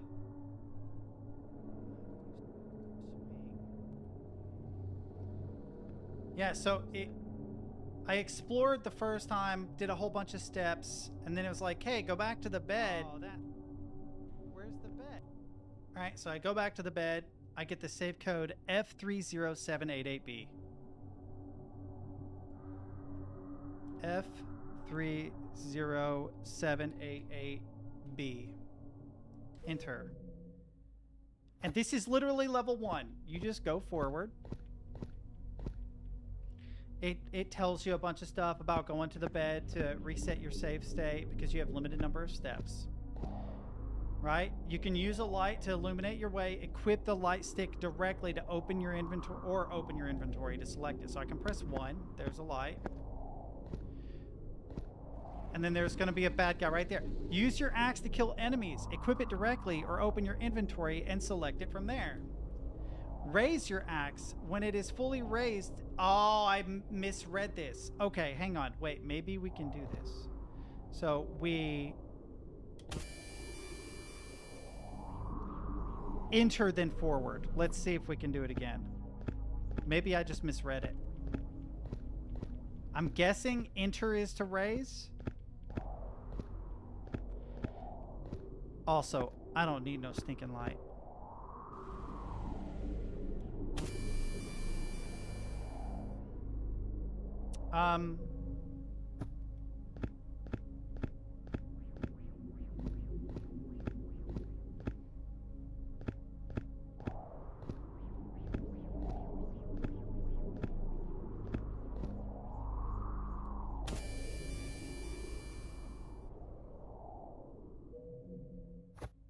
Even with that,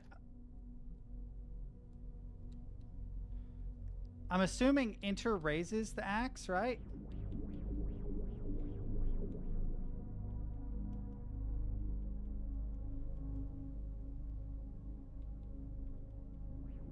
I'm pressing all the keys to see if something else raises it. I wonder if it's because of this keyboard. Because this keyboard has tap, enter, hold, shift. So when I hold it, it becomes a shift and it releases enter. Custom keyboards have their problems. I wonder if all this trouble is literally because of that. If I bind enter to this, will it suddenly do what it's supposed to do? Let's see. Oh my god, it's because of the fucking keyboard. Because I have tap, enter, hold, shift. This is so stupid. Of course, I'd find the one game where you have to hold enter. Never mind. It's not the game's fault. It's my keyboard. My keyboard did it. God damn it. Use computers to open doors. Doors will remain open even if you die. Okay. Is this the computer? Yes. How many steps do I have though? There's no bed here.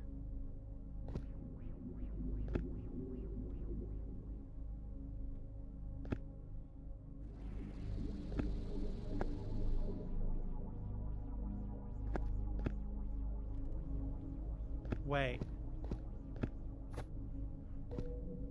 Ah, okay. F17908B. Okay. I need a notepad for this game. I feel bad now because I was like, damn, I'm really disappointed in this game. And it turns out it's just having a fucking custom keyboard. Another thing you can't do with custom keyboards, I swear to God, is Grand Theft Auto. You can't play Grand Theft Auto with the custom keyboard at all. And not unless it's 100% board. Oh no, it forces it full screen, so I can't. Oh shit. Yeah, that means I'm gonna have to like bring it up on my phone.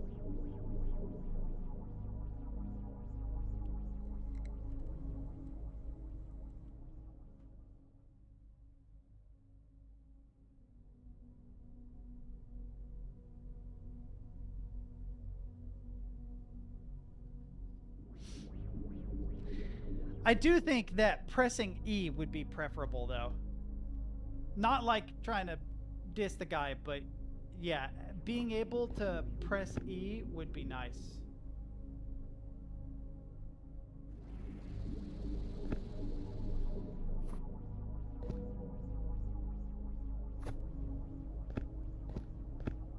You're playing Finish McDonald's and you wonder why the guy who eats a lot is winning. You're kidding, right? Check corpses if they have oxygen tank on them. If they do, you'll collect them automatically. How do I check? Oh.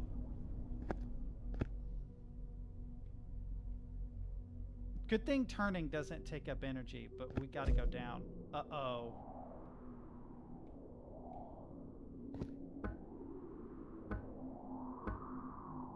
Keep in mind that repose won't save your progress. If you exit, make sure you write up your latest save code first. You can use it to continue where you left off. You can always check your latest save code in your inventory. F17908B. Yeah, I got that.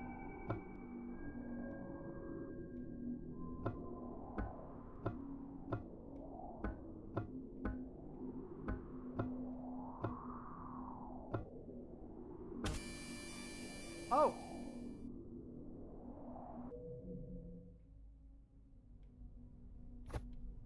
I'm slow.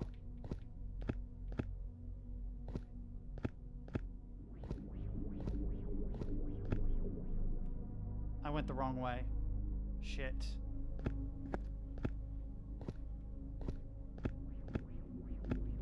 The reason why that sucks is because you don't want to use up all your stamina.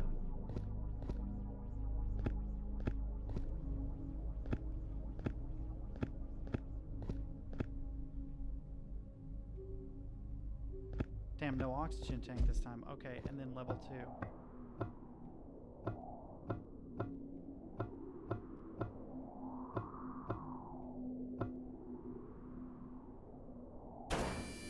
All the way back there? Okay, bro can see a million miles apparently.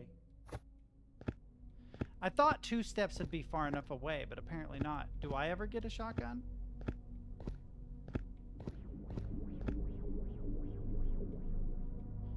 Apparently oxygen tanks are kind of rare too.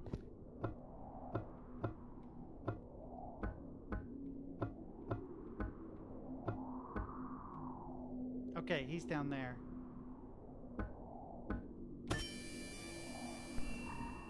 But it was ready.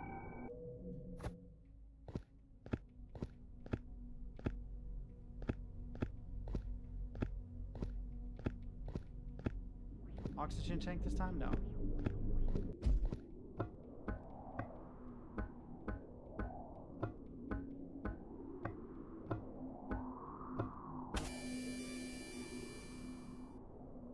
I'm doing it too early, maybe?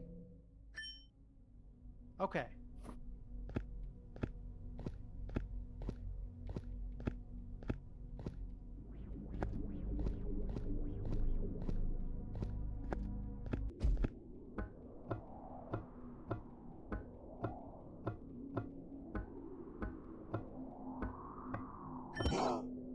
Problem solved.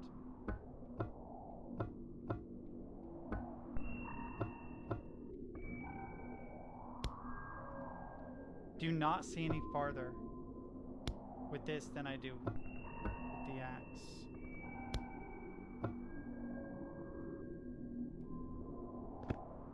Oh, it's another dead guy. Nice, I got an oxygen tank. Okay. Still same save. And a bet. Let's go.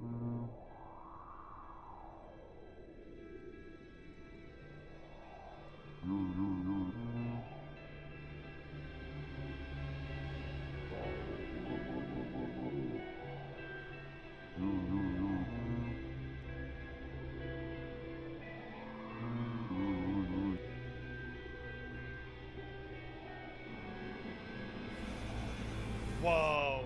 I will say the art is insanely good. All right, so once I fixed the issue with my keyboard, it's fine.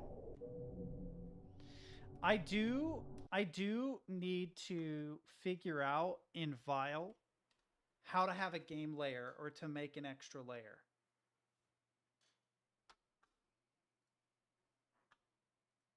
All right, so once I fixed the issue with my keyboard, it's fine.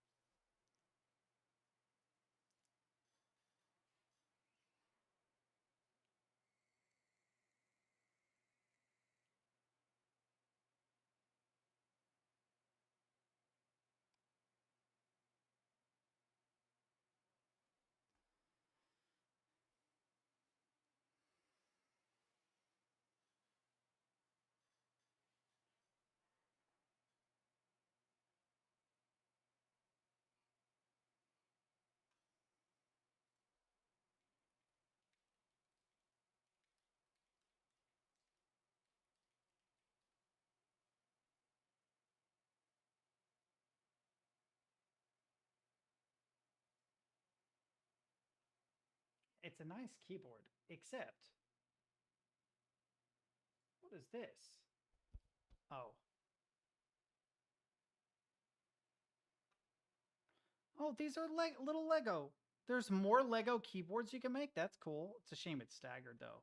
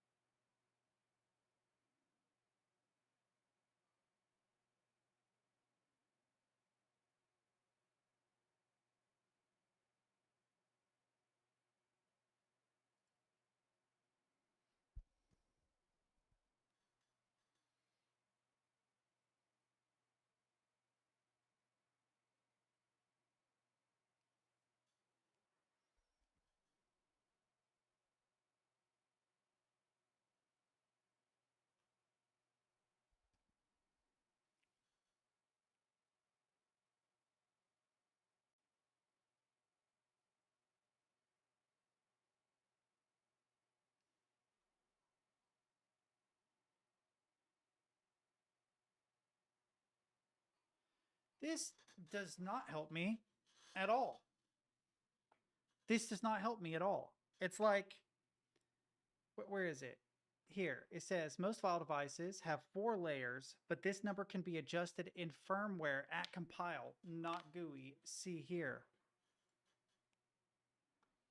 Right? By default, Vile enables every supported feature. As a result, on low-powered chips such as AVR series, you might experience running out of flash. And then it just has random code. Right?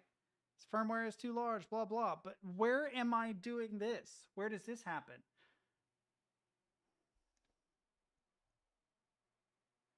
How do I compile so that I can increase layers?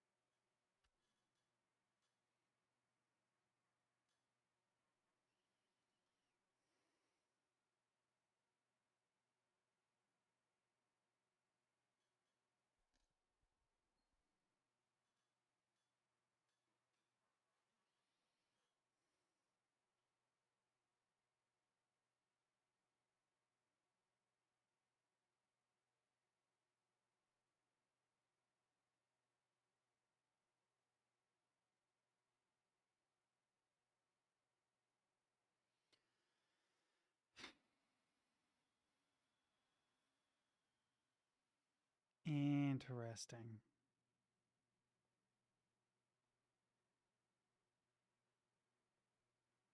Yeah, you can. It's just an absolute nightmare to do. So I think the best thing I could do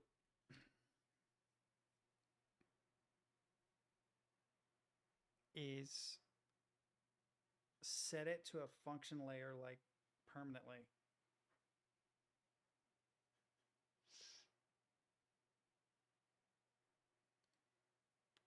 So when I get, if I press it once, it goes here. If I press it twice, it goes here.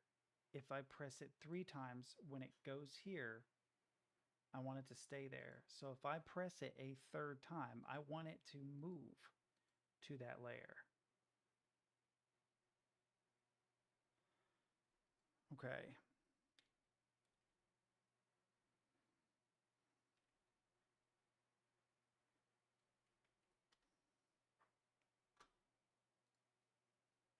Here we go. So we have base layer, a function layer, right? Okay. Okay.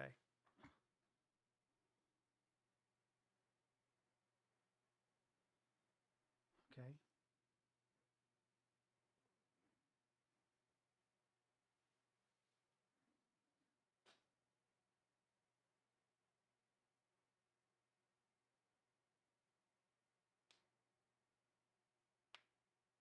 Toggles the layer, activating it if it's inactive or vice versa. But there is no TG. There is... No, there is. So what I would do is I would set this to TG3. And then here, set this to TG0. There we go. And then what we want to do is we want to delete these keys. Hang on. I can show you what I'm doing. Looking for my little down arrow, my transparency key.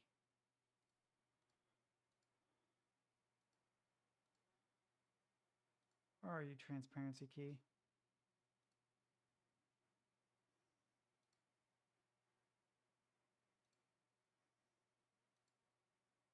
I feel like it's quantum. I feel like the transparency key is in here. And I'm just blind.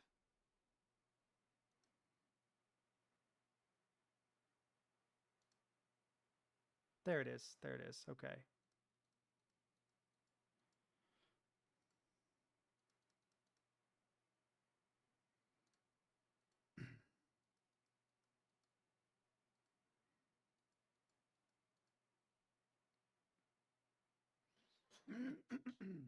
All right. I'm gonna make this blank for now because what I want to do is make just a gaming setup for this. And it probably would need escape. It probably would need tab. It will definitely need Q and W, E, R, maybe T. Mostly needs this side to be exactly as it is. So for movement, that's usually flashlight. That's usually like a grenade. Z is sometimes prone. Hang on. Shift for running. X isn't used a lot, but C for crouch. V for vault if you're playing Battle Bit. Pretty much never use B, but we're going to keep this guy basically the same, and we'll definitely want space on this side. We'll want a left control. Actually tempted almost to move these up, all of these up, but I'm not going to. We'll keep this as the GUI key. This is the Alt key. So this side should remain the same. We can keep 1, 2, 3, 4, 5, just up through there. I'm trying to set this up for gaming. See, the problem is I'm kind of setting this up for the game I just played, and it would just have a normal enter. It wouldn't have a right shift, which doesn't help me. This side is fine on the base layer. maybe I'll just leave this blank, and then whenever there's a game that calls for it, I can rig it up. Or if there's a game I play a lot, I could set it up for that. I could even set it up for like Blender or Photoshop to have a bunch of macros. Yeah. Because one thing I considered is literally just having like up, left, down, right. Literally just rigging it up like that. And then if this has transparency, I wonder if it has transparency to this layer, or this layer. It would be cool to move layers.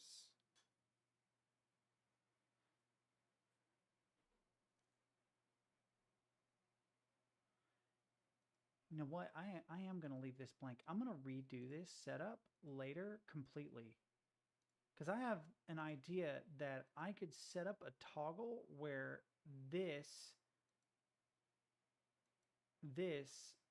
is duplicated here, except with arrow keys, and then all these can be moved up further somehow. I'll figure it out later. As long as I can still type, which I can. We're good. I'm getting off here. I'm tired and out of it. I'm going to go finish Empire Strikes Back, eat some more rice. I will see you guys Tuesday probably. If I can Monday, I'll try, but I am beat. We'll see how I feel then. Until then, boys,